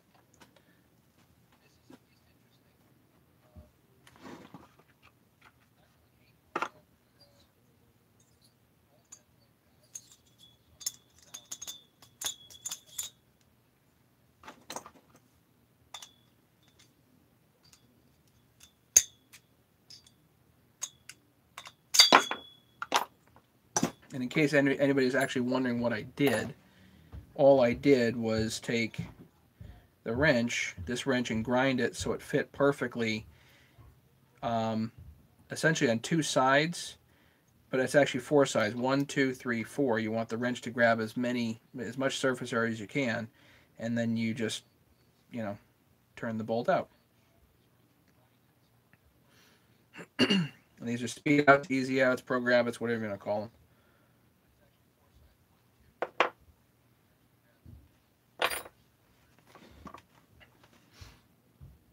Yeah, I think he's not gonna argue. I told him, whatever he's like, whatever needs to be done, we do it. So I think it's probably due at this point for a full rebuild anyway, because if it's never had bearings and seals, it's cheap enough to do.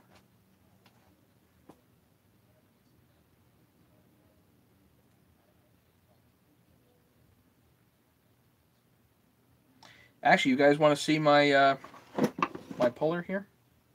Of course you do.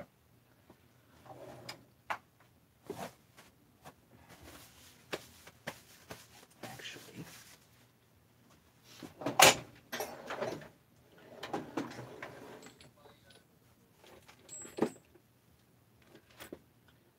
so this whole puller thing is actually a very interesting issue. So I have two of them here.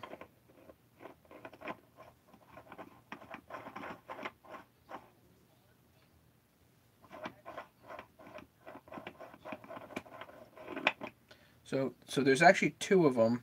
This one comes from HL Supply. They actually was it Bobby did a video on this, and he used this actual piece, and I thought it was interesting because this bushing is the hard one to find.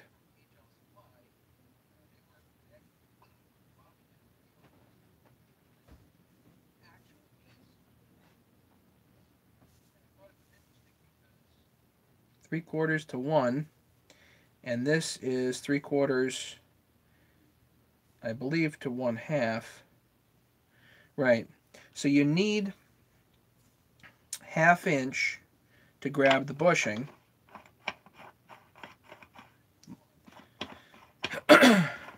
And you kind of need the space, so there's nothing wrong with doing this identically. So our pieces are basically identical. But this bushing is interesting. So it's 1, and I think back to 1/2 inch, or that might actually be 1/4. That's probably 1/4. Is it stamped? See, it ain't stamped.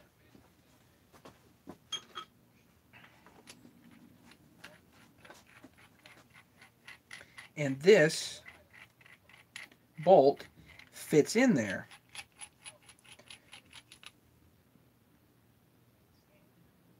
And I don't know why, I mean, why or how, but it does fit. So you can use, this is what I made originally, and I actually have a, was it a Pitman arm puller that attaches here because I ground a couple of spots on. But if you can find all the right bushings and get a bolt that goes on here, that's even better.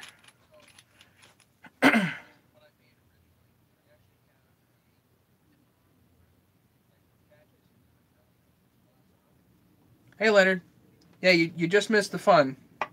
The fun like watching paint dry fun.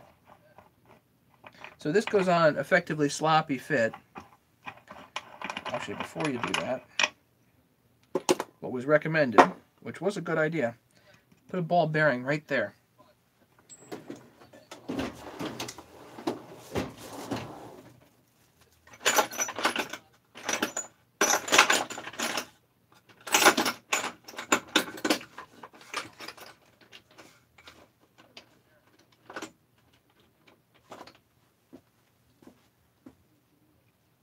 Ta-da!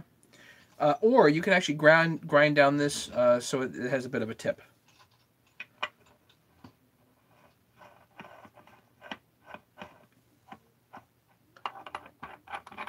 But the crucial piece in this whole thing is finding this bushing and this bolt. If you can find two that mate, it goes from 1 inch down to essentially whatever.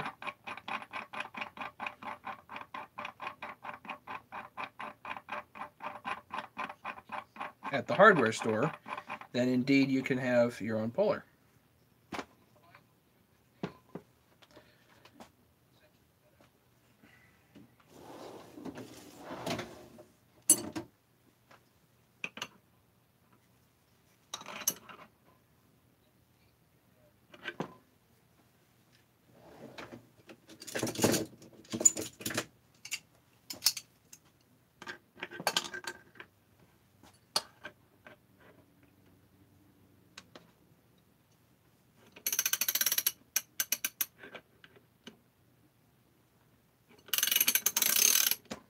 I've been waiting, well, basically ever since Bobby did that video to try this out. And that was a while ago. It must have been a year or so, maybe more. To try out this. I like it.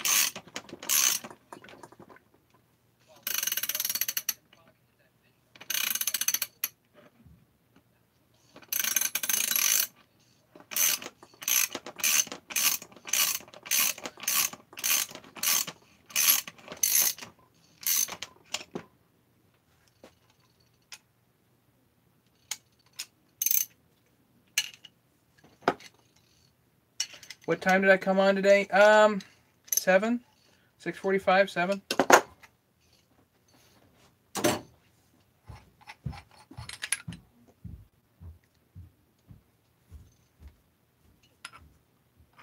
Oop. A little too tight in here.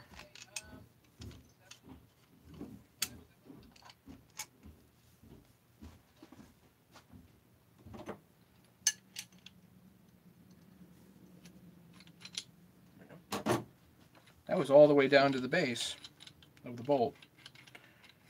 Possibly double nutted threaded rod would work better, but this looks like it's a fine thread.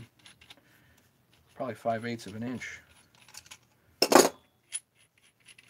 Fine thread 5/8 somehow fits in a 1/4 inch. I don't know. That's half. 3/8. That's got to be 3/8. That's got to be 3/8 NPT. And for whatever reason, this looks like 5/8. Let's see if we can measure it.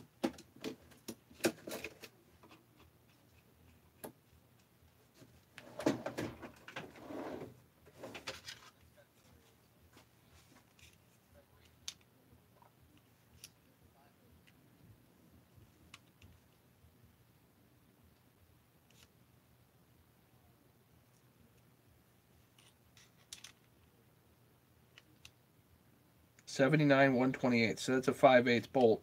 Fine, probably, regular fine thread.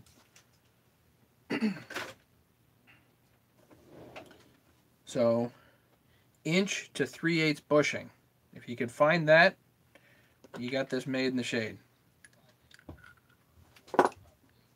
And the reason you put this in sloppy fit, so that it comes out easy.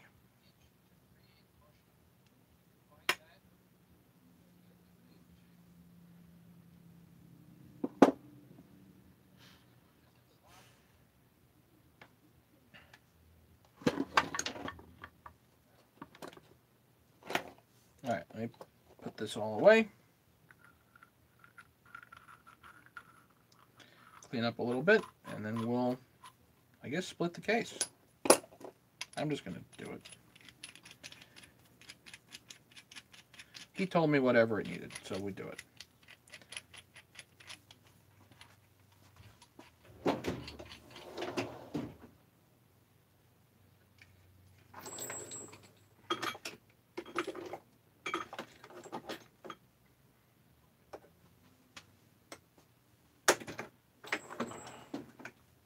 And it's only a few extra bucks, the bearings and the seals, to do that. So, might as well. Okay.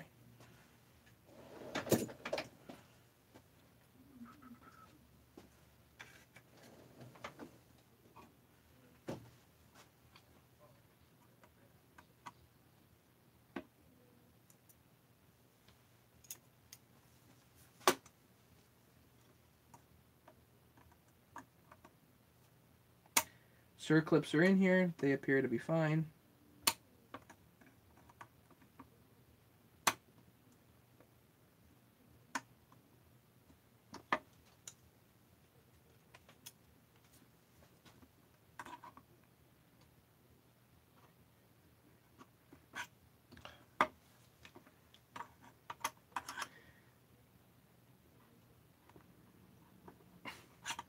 I hate it when pin bearings don't move.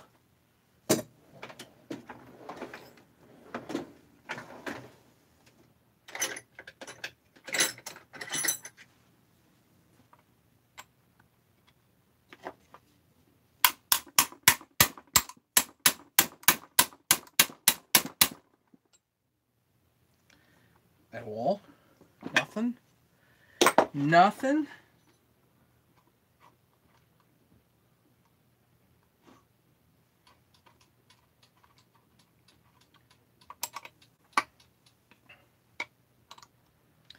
That's kind of crunchy.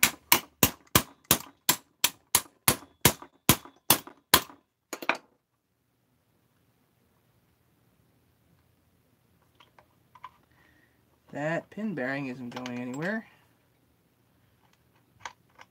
And that doesn't sound good.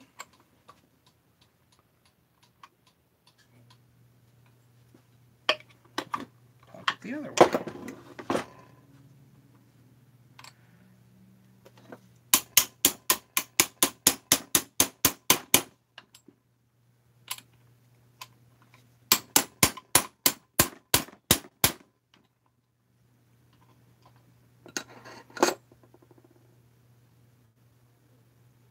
Pin bearing isn't moving.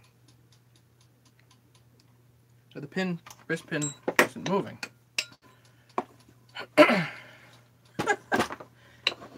What other problems are we going to have tonight? I don't know.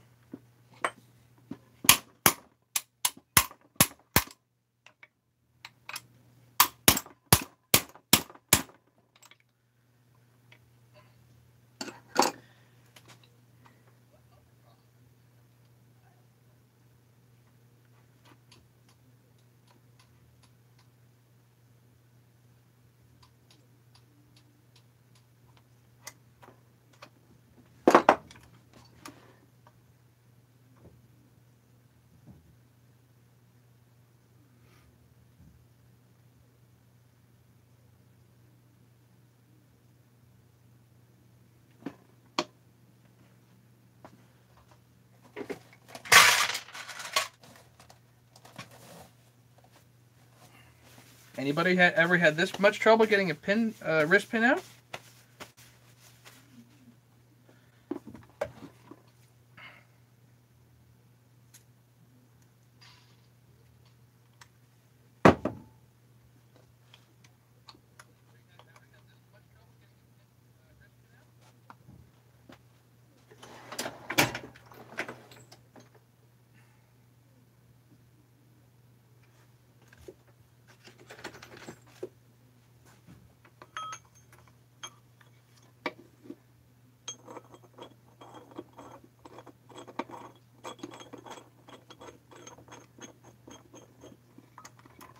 That might actually work.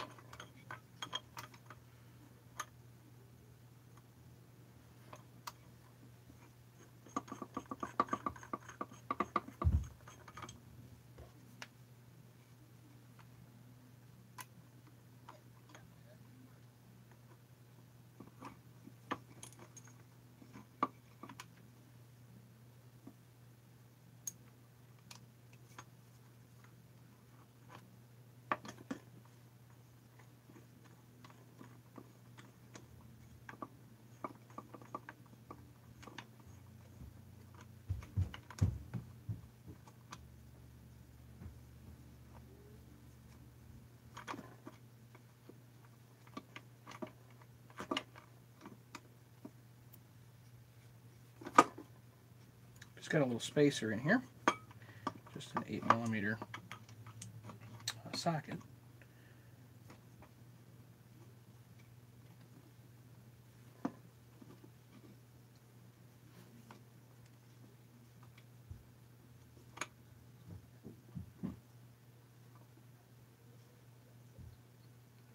Just thinking of using what I got here, you know, this is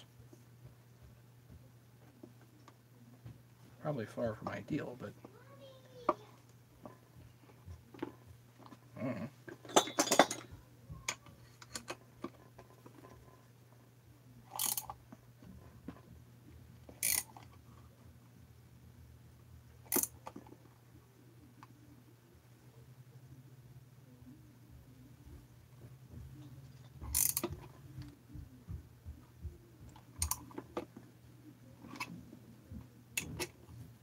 Need a skinnier spacer, just a little bit. Yeah, I know they have a wrist pin bearing, a wrist pin puller rather. Yeah, I know.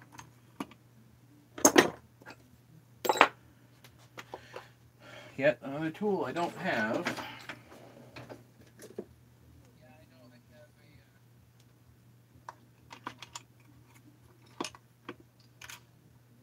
This is a little bit too big.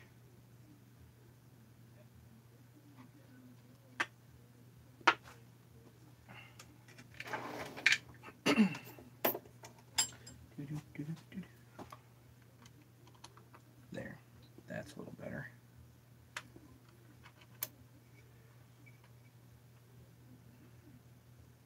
Guess I could just use a regular old C-clamp too.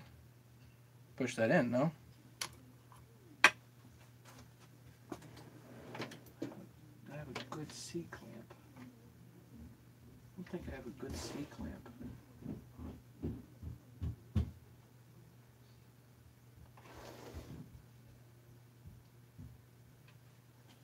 Well, I'll try it this way.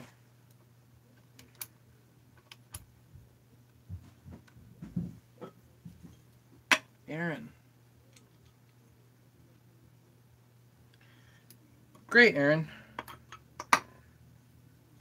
It's a nice saw to build. It really is. Once you get past all the weirdness, especially the stuff that I'm getting into tonight, this is really weird.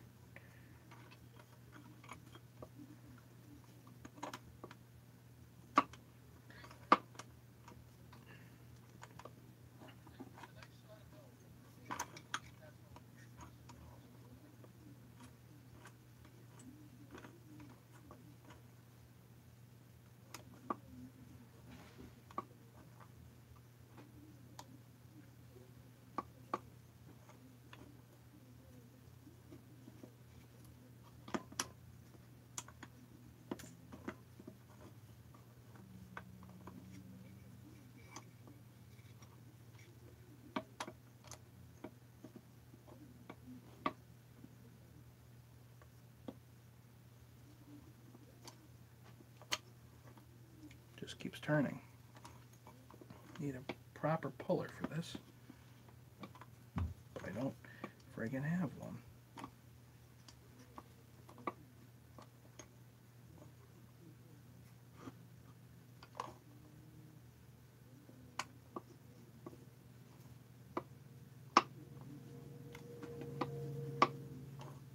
I don't know. Is this just me? I mean, do I get into this much trouble? Does everybody get into this much trouble?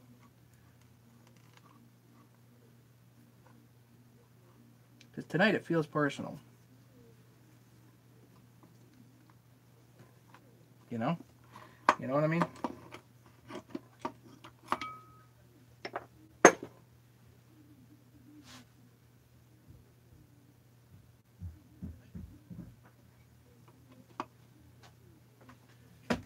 See, I've got my clamps, but I don't think that this is going to be powerful enough. It's not compared to everything else I've tried. No. That is not going to work.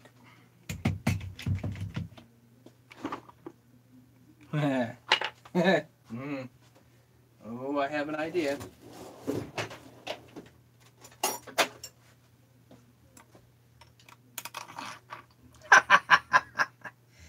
Guess what we're going to do? Use threaded rod.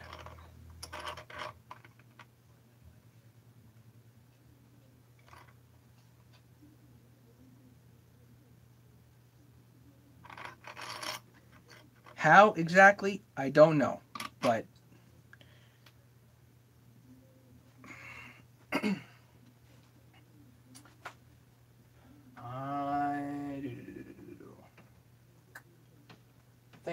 think.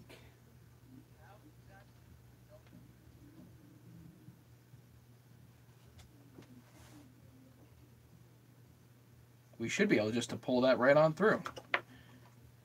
So, should be able just to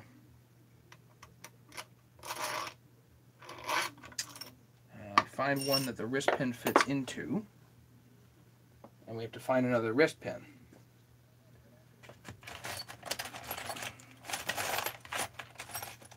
Which, of course, I happen to have. Check that out. Now we're cooking. Yes! Does the wrist pin fit inside here? Yeah, okay. We're going to do that. And I'm going to try to fit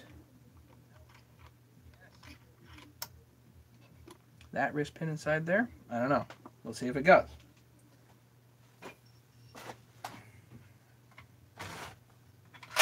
Try not to spill everything out. Like I did.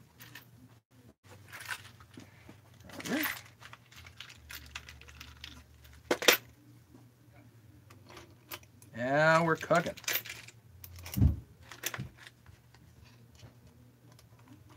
That's it. That's not gonna work. This one. No, not that one.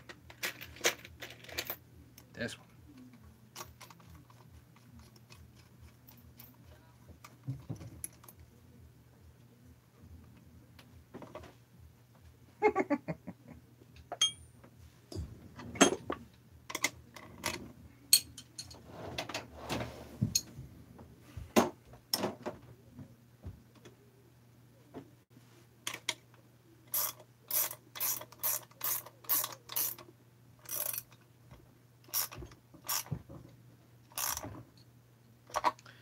Now I'm questioning whether or not this will actually fit in there.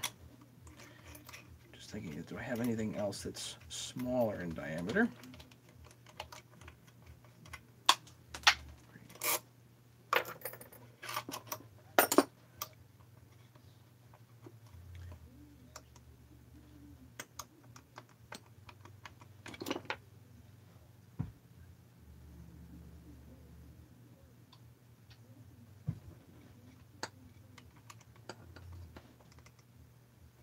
Maybe that should actually go. That should go. Sure feels like it.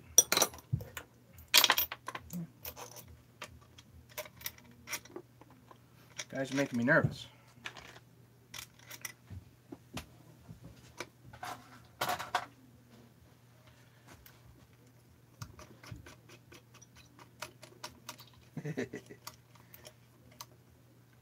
Use a socket with that.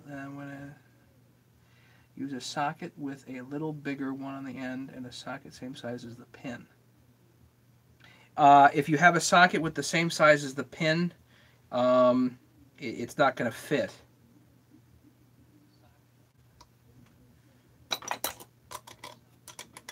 because you need a 3/8 socket, and I don't think you can find one with an outer diameter that'll fit inside the pin.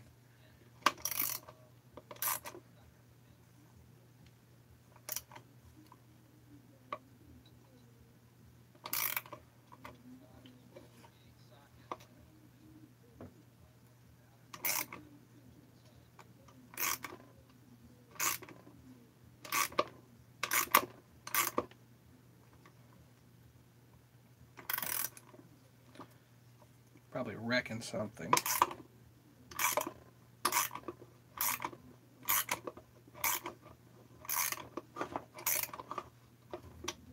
Something's happening.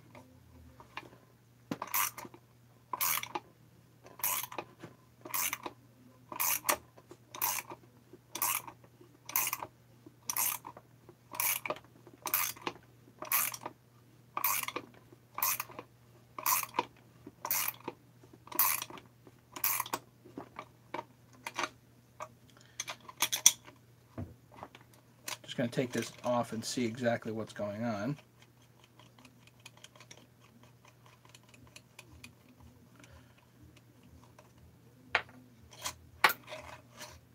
Yeah, so the pin is indeed coming out the other side. That's good. But this one's getting stuck.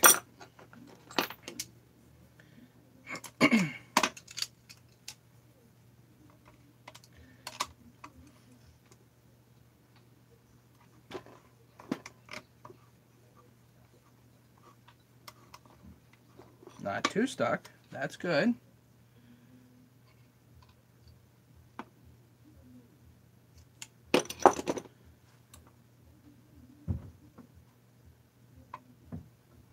Let's see if I can tap this the rest of the way.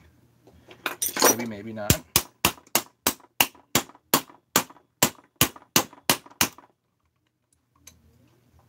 Nope. Keep going.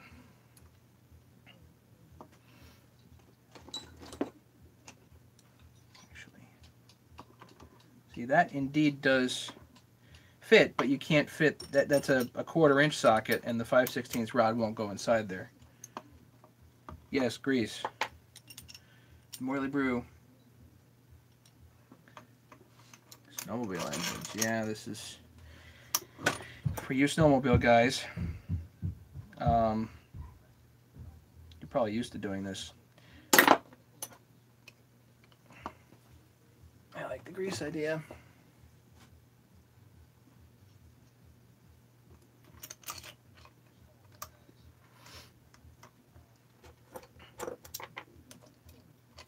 Oh, before I do that, this is my 13mm. I can just stick this on the impact. Use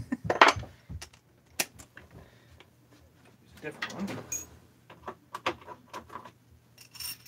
14mm here. Stick that through. Then I can just hit this with the impact and it'll be done shortly. Yeah, you know, something happened here, Aaron, and I'm wondering.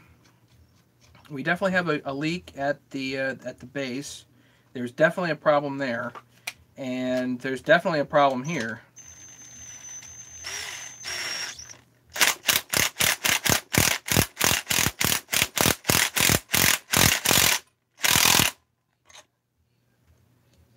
I guess can't go any further with the deep socket. Need a ratchet. Ugh.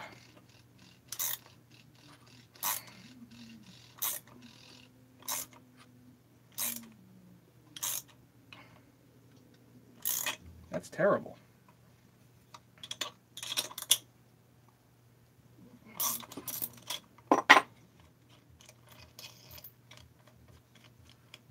Well, ladies and gentlemen, we're definitely doing some real world troubleshooting here live.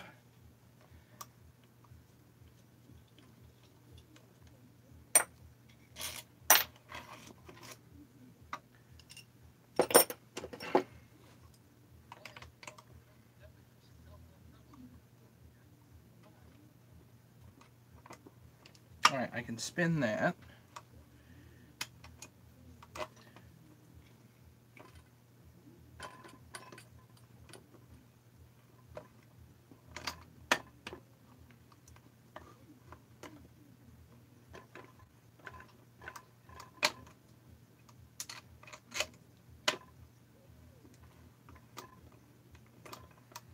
definitely afraid I'm going to replace one stuck one for another stuck one.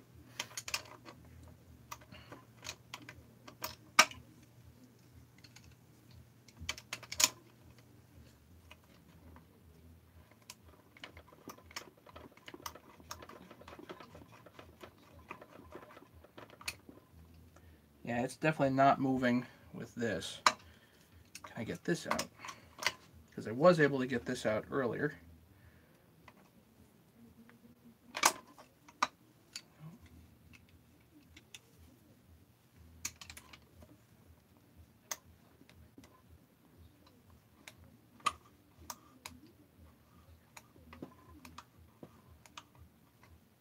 So yeah, that I can get out. Okay, so I'll just push it through and pray that this one's easier to get out.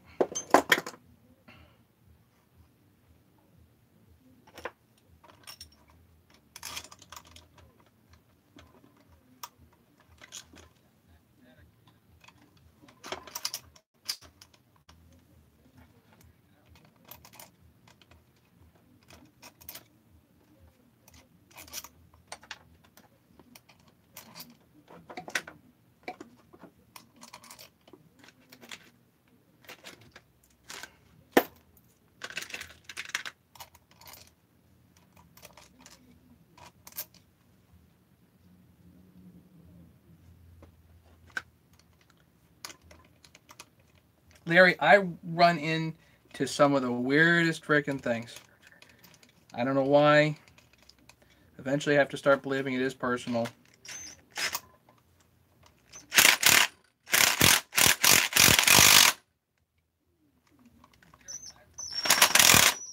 Ow.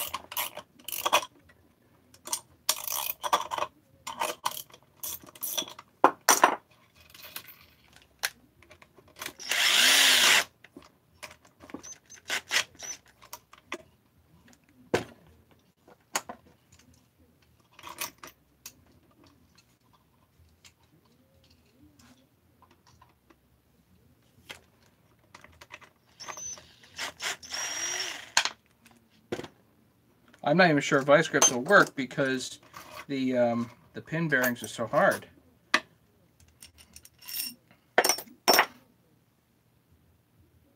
Yeah, something got real messed up with that.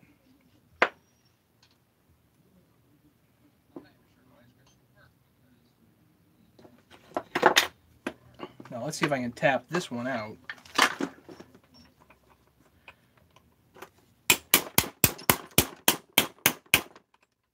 That's going.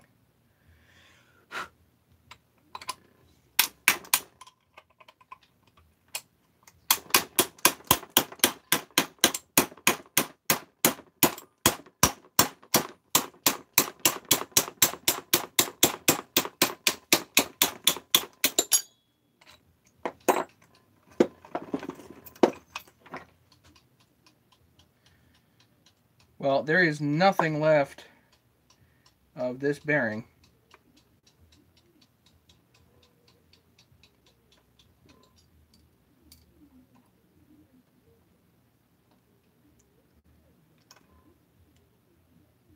That cage is gone.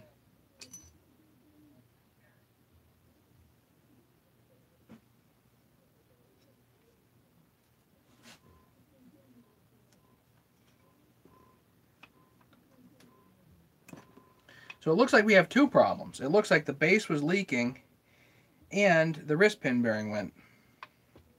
That didn't go from me tapping. This disintegrated running.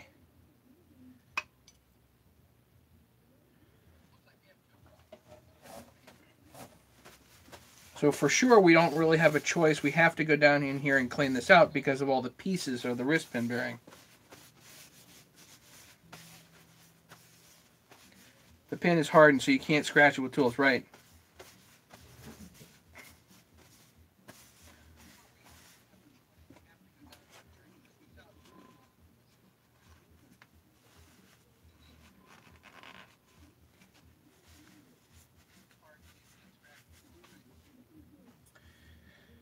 So actually another question to ask. I'll ask and see whether this was OEM or aftermarket. One thing that I like to do on the Chinese saws is change. For one of the first things that I do is change these out for OEM wrist pin bearings, for this exact reason. But I don't know whether that's OEM or aftermarket.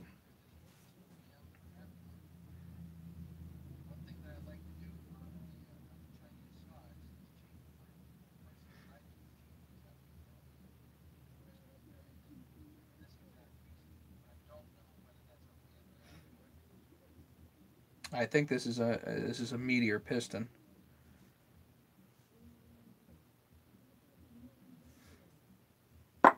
but I'll have to ask. What a mess! Yeah, it's a mess.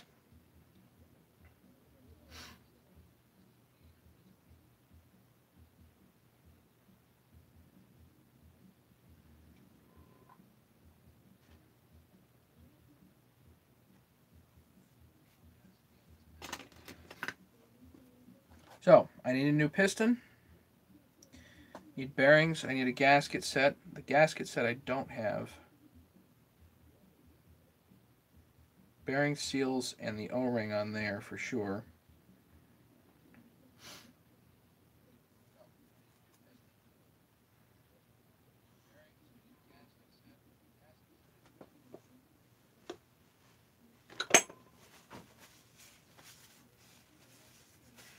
Yeah, I think the piston would have been okay if it wasn't for whatever those pieces were and the fact that the base gasket was leaking.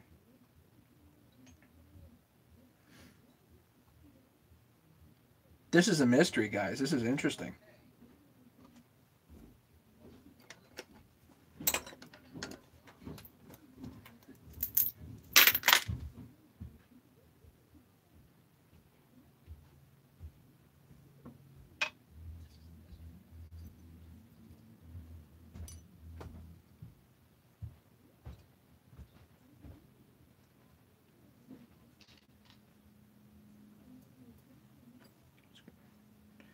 So as far as I can see, still I'm not calling this builder error. I would call this material error. Something failed materially here.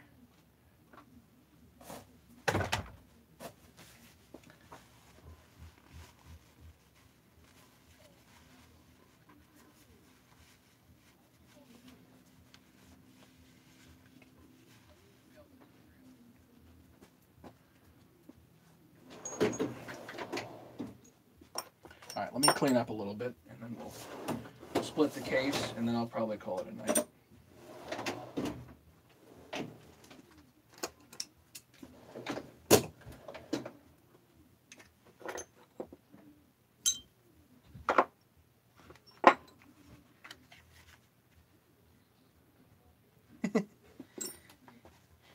Mike, shouldn't you be out trick-or-treating?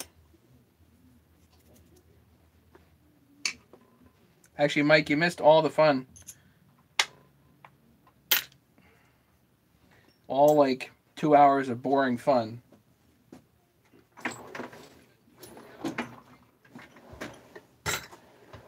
Two stripped heads on cylinder head bolts. That was great fun. Had to invent something to fix it. 28 people here, so for everybody that missed that, I'll show you what I did. So the cylinder head bolts, two of the heads were so stuffed with sawdust that my long Allen went down and stripped the head. So what I ended up doing was using my speed outs or easy outs, whatever you want to call them. And these things I've had great luck with, but the easy out would not, it would fit in the hole here,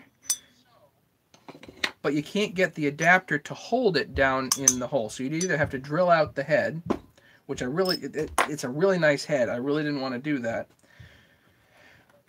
Or any other number of options. One option would be to drill the heads of the bolts with a drill, because the drill would actually fit down in there.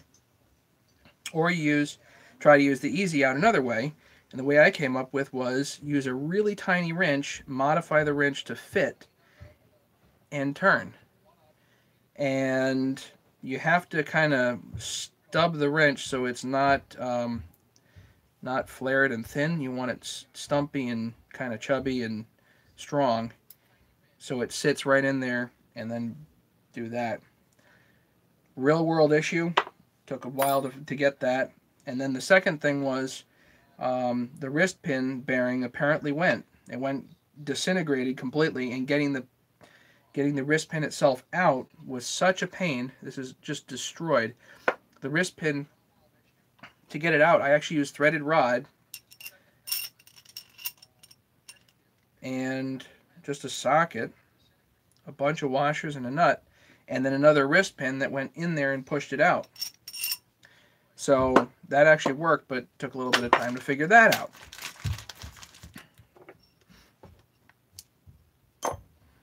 Yeah, it was a great time. Heat up some pennies to give out. Swimming Brambles, bye, and we'll see you later, okay?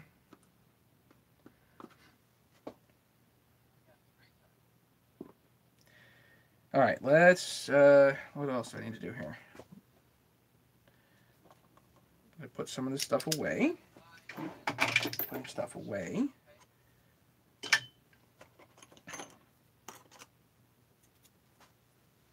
Mike, are you going to the reunion? I signed up for the reunion. 20-year high school reunion. Get that in a minute. Don't need that anymore.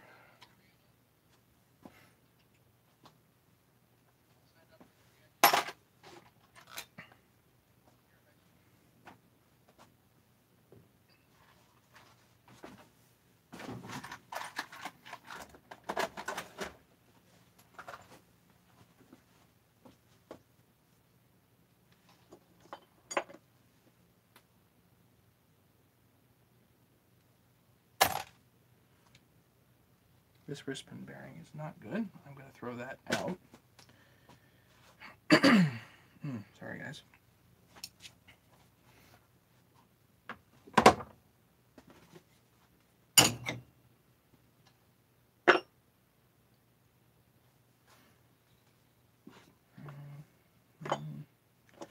This I don't need right this moment. These two things I don't need.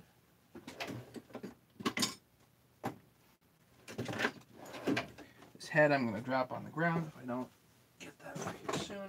Do that.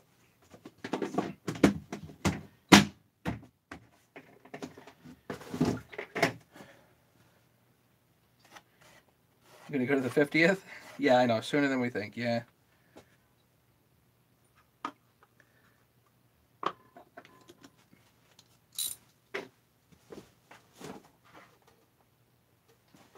Actually, Danny and I were kind of wondering why nobody's talking it up on the Facebook page.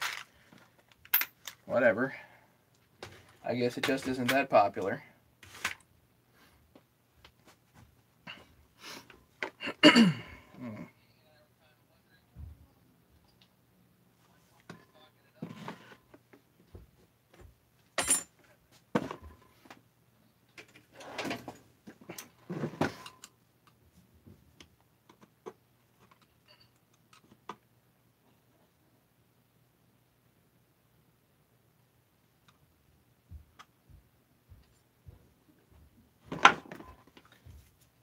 How's the Volvo? Sitting. Not fixed. I haven't touched it.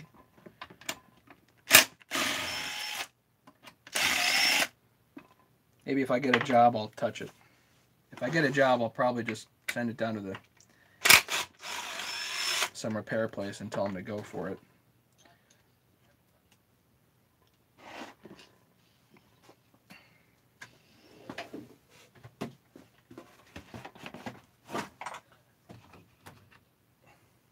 It goes great when it's getting fuel.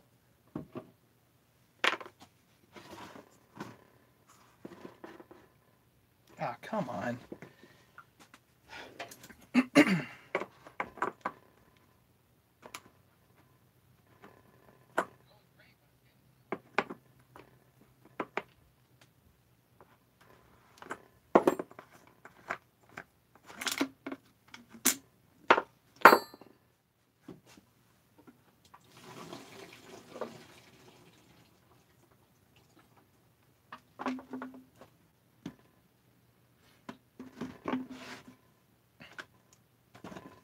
Probably put some new rubber in here too.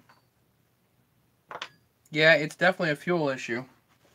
I actually think that what I did before did help, but it's like a cascade of issues. I think adding the crank position sensor did help one issue, but now I think I have another one. But I don't know. It's tough to tell because you need the special software, and I spent hours and money trying to get that to work and just couldn't. It was a pain.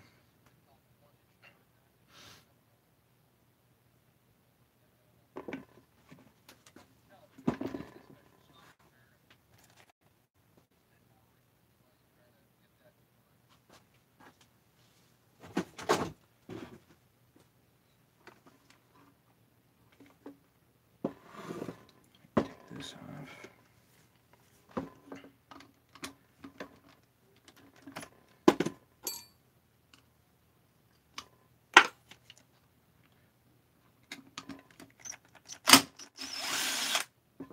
Are you and Danielle not out trick-or-treating? What's the deal?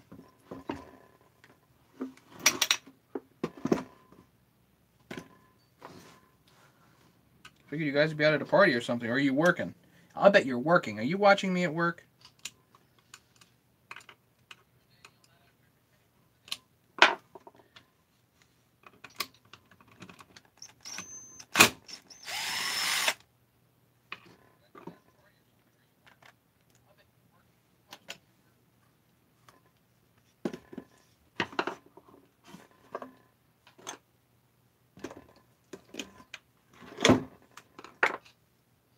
There's the tank.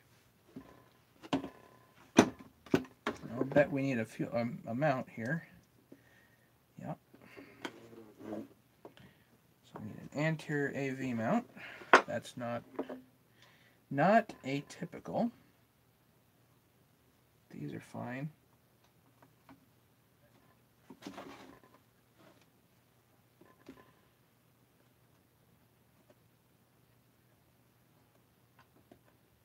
Looks like there's a slice of some kind here on the fuel line. That's not particularly good.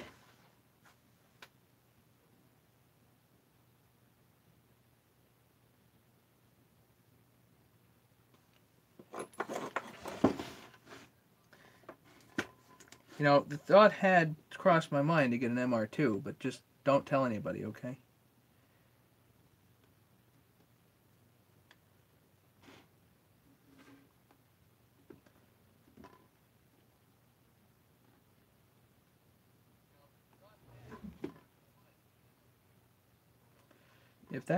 If this line is truly solid, I'll be surprised. I'll bet not.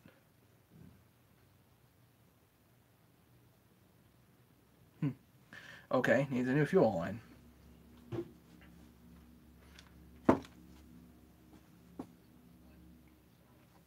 me get some paper towels. Be right back.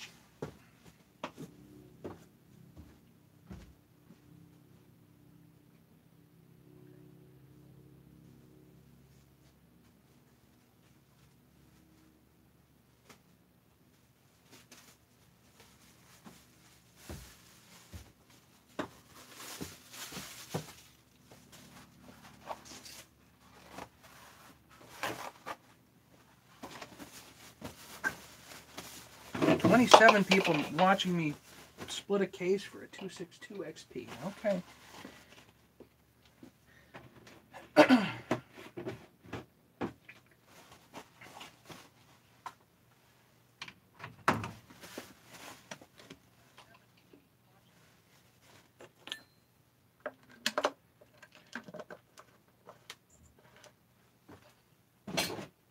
Okay, so fuel line, let's make a list here.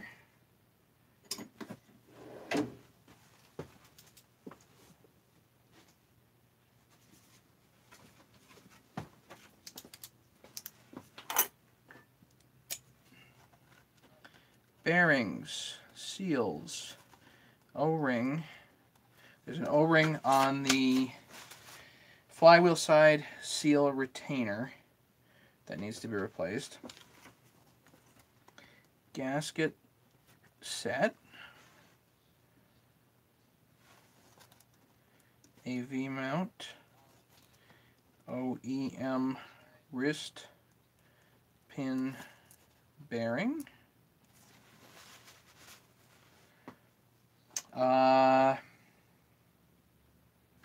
Fuel line and filter.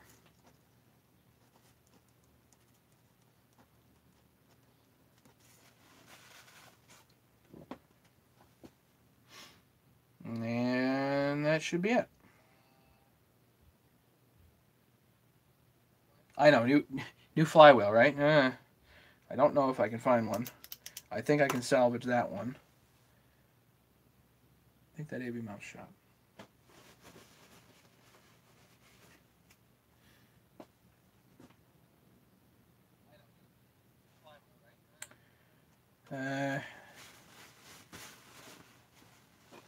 Anybody else have any thoughts? Yes? No? Okay, so let's split the case.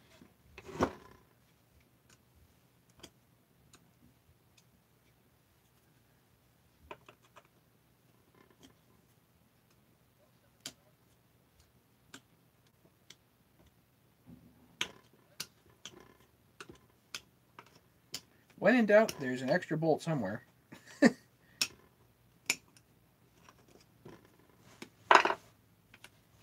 One at the back. Don't forget that one.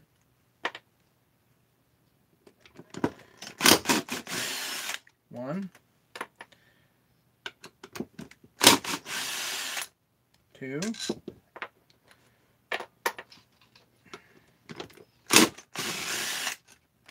Three.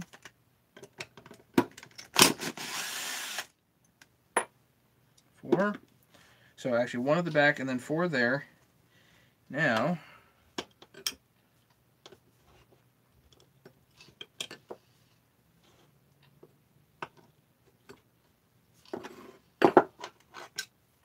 there's one here. And I made the mistake of not removing the two dog bolts a long time ago.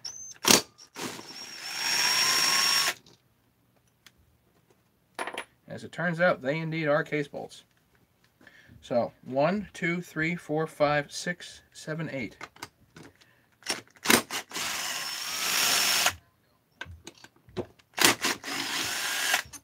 And I went to split the case, and I tore the case apart. Whoopsie. Won't make that mistake again. These rubber bumpers are okay.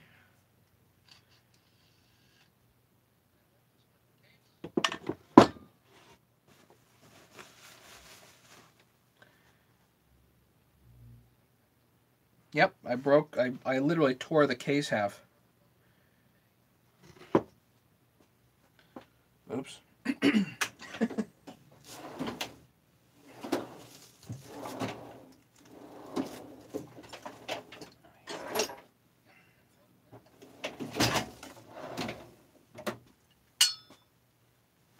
And has been pointing out to me a number of times, you're actually supposed to put this in the vise. But I'm not going to do that. I'm going to do it this way.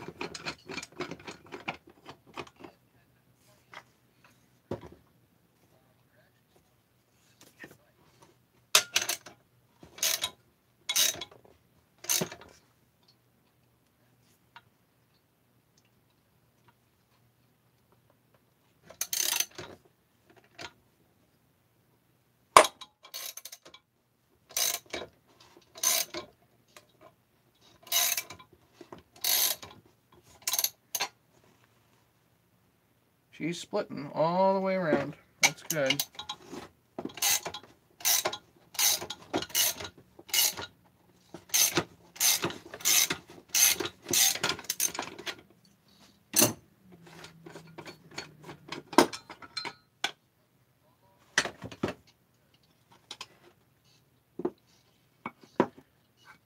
That bearing's fine.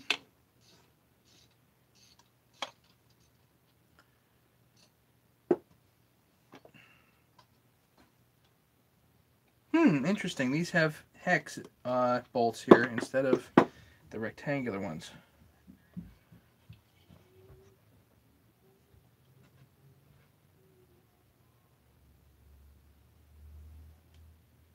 Okay, I'll put that away for later. Let's do the other one.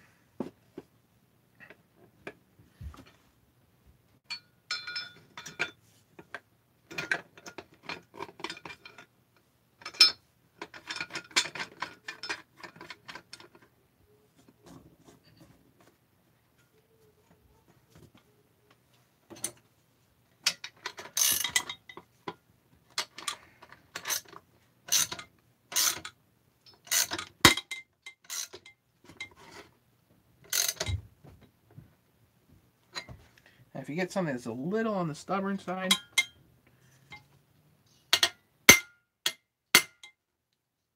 you can tap the end. That.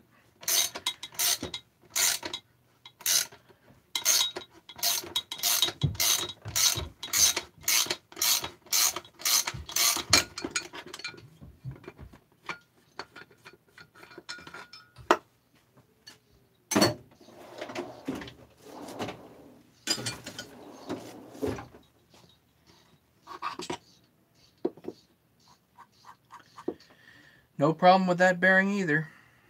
Just older.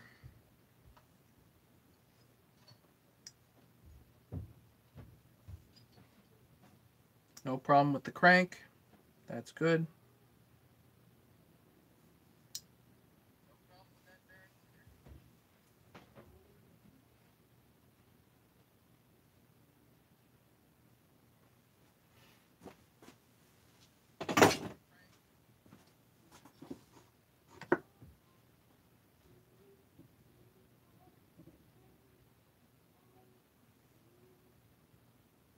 That was a piece of the piston. Okay. No worries there.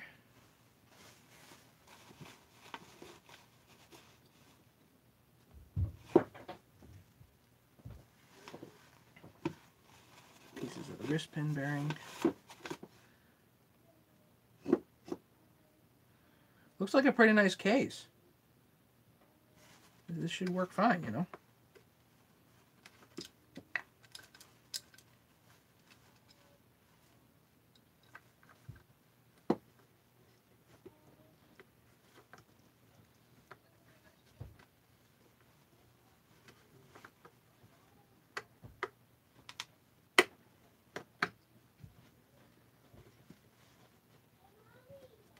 Why is this being such a pain?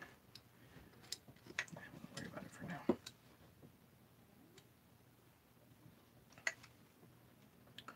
So, let's pull the seal retainer off here.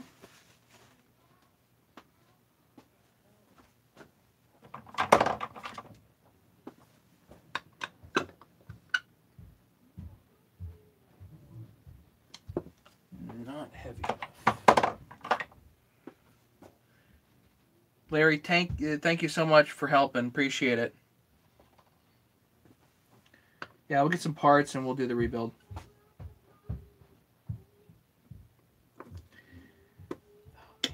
Yeesh.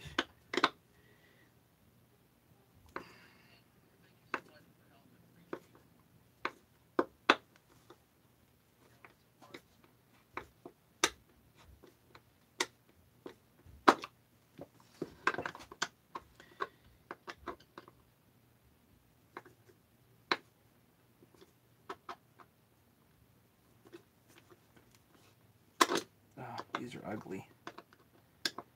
Ugly, ugly, ugly, ugly.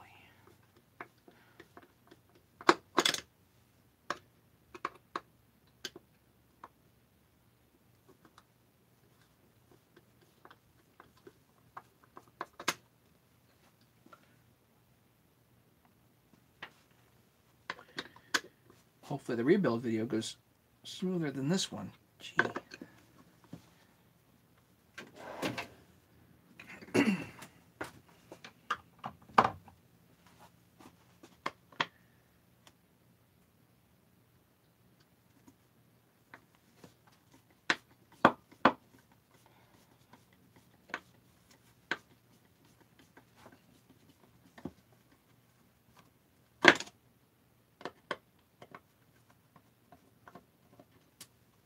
Usually can tear apart saws no problem.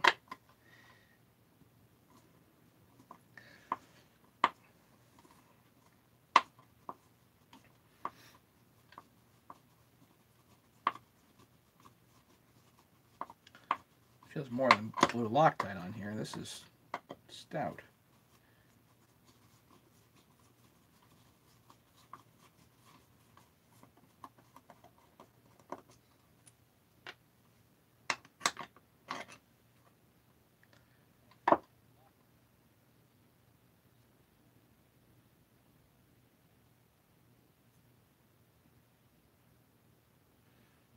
Yeah, we'll definitely fiddle with this come rebuild time.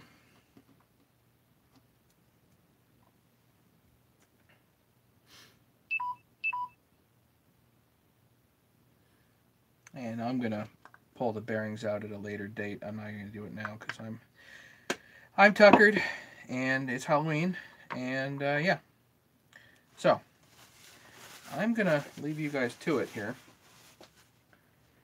And everybody that hung with me, thank you. I mean, this is boring as all heck and frustrating as all heck.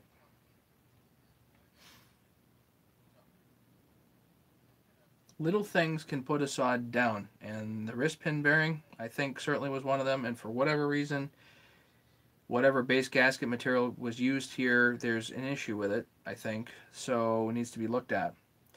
Other than that, I think the saw was a really good build. So I will be talking to the builder soon, and that's pretty much that. Questions, comments, anything, guys?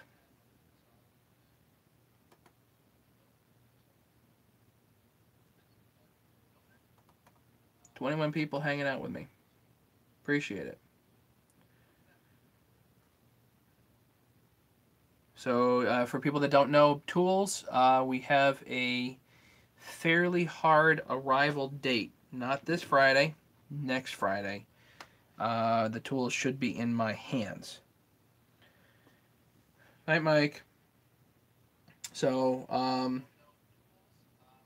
that's very exciting. The tools should be in my hands. In which case, as soon as I have them in my hands, I confirm that they are what they need to be, what they are, then I'm going to be starting to contact people. So if anybody wants to be on the list, they can email me. I'll put my email in here as usual.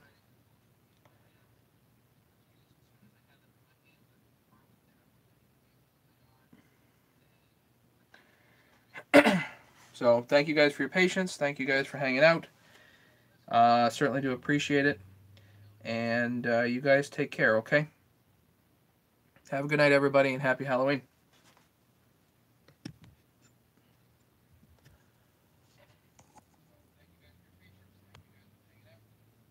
Take care, Leonard.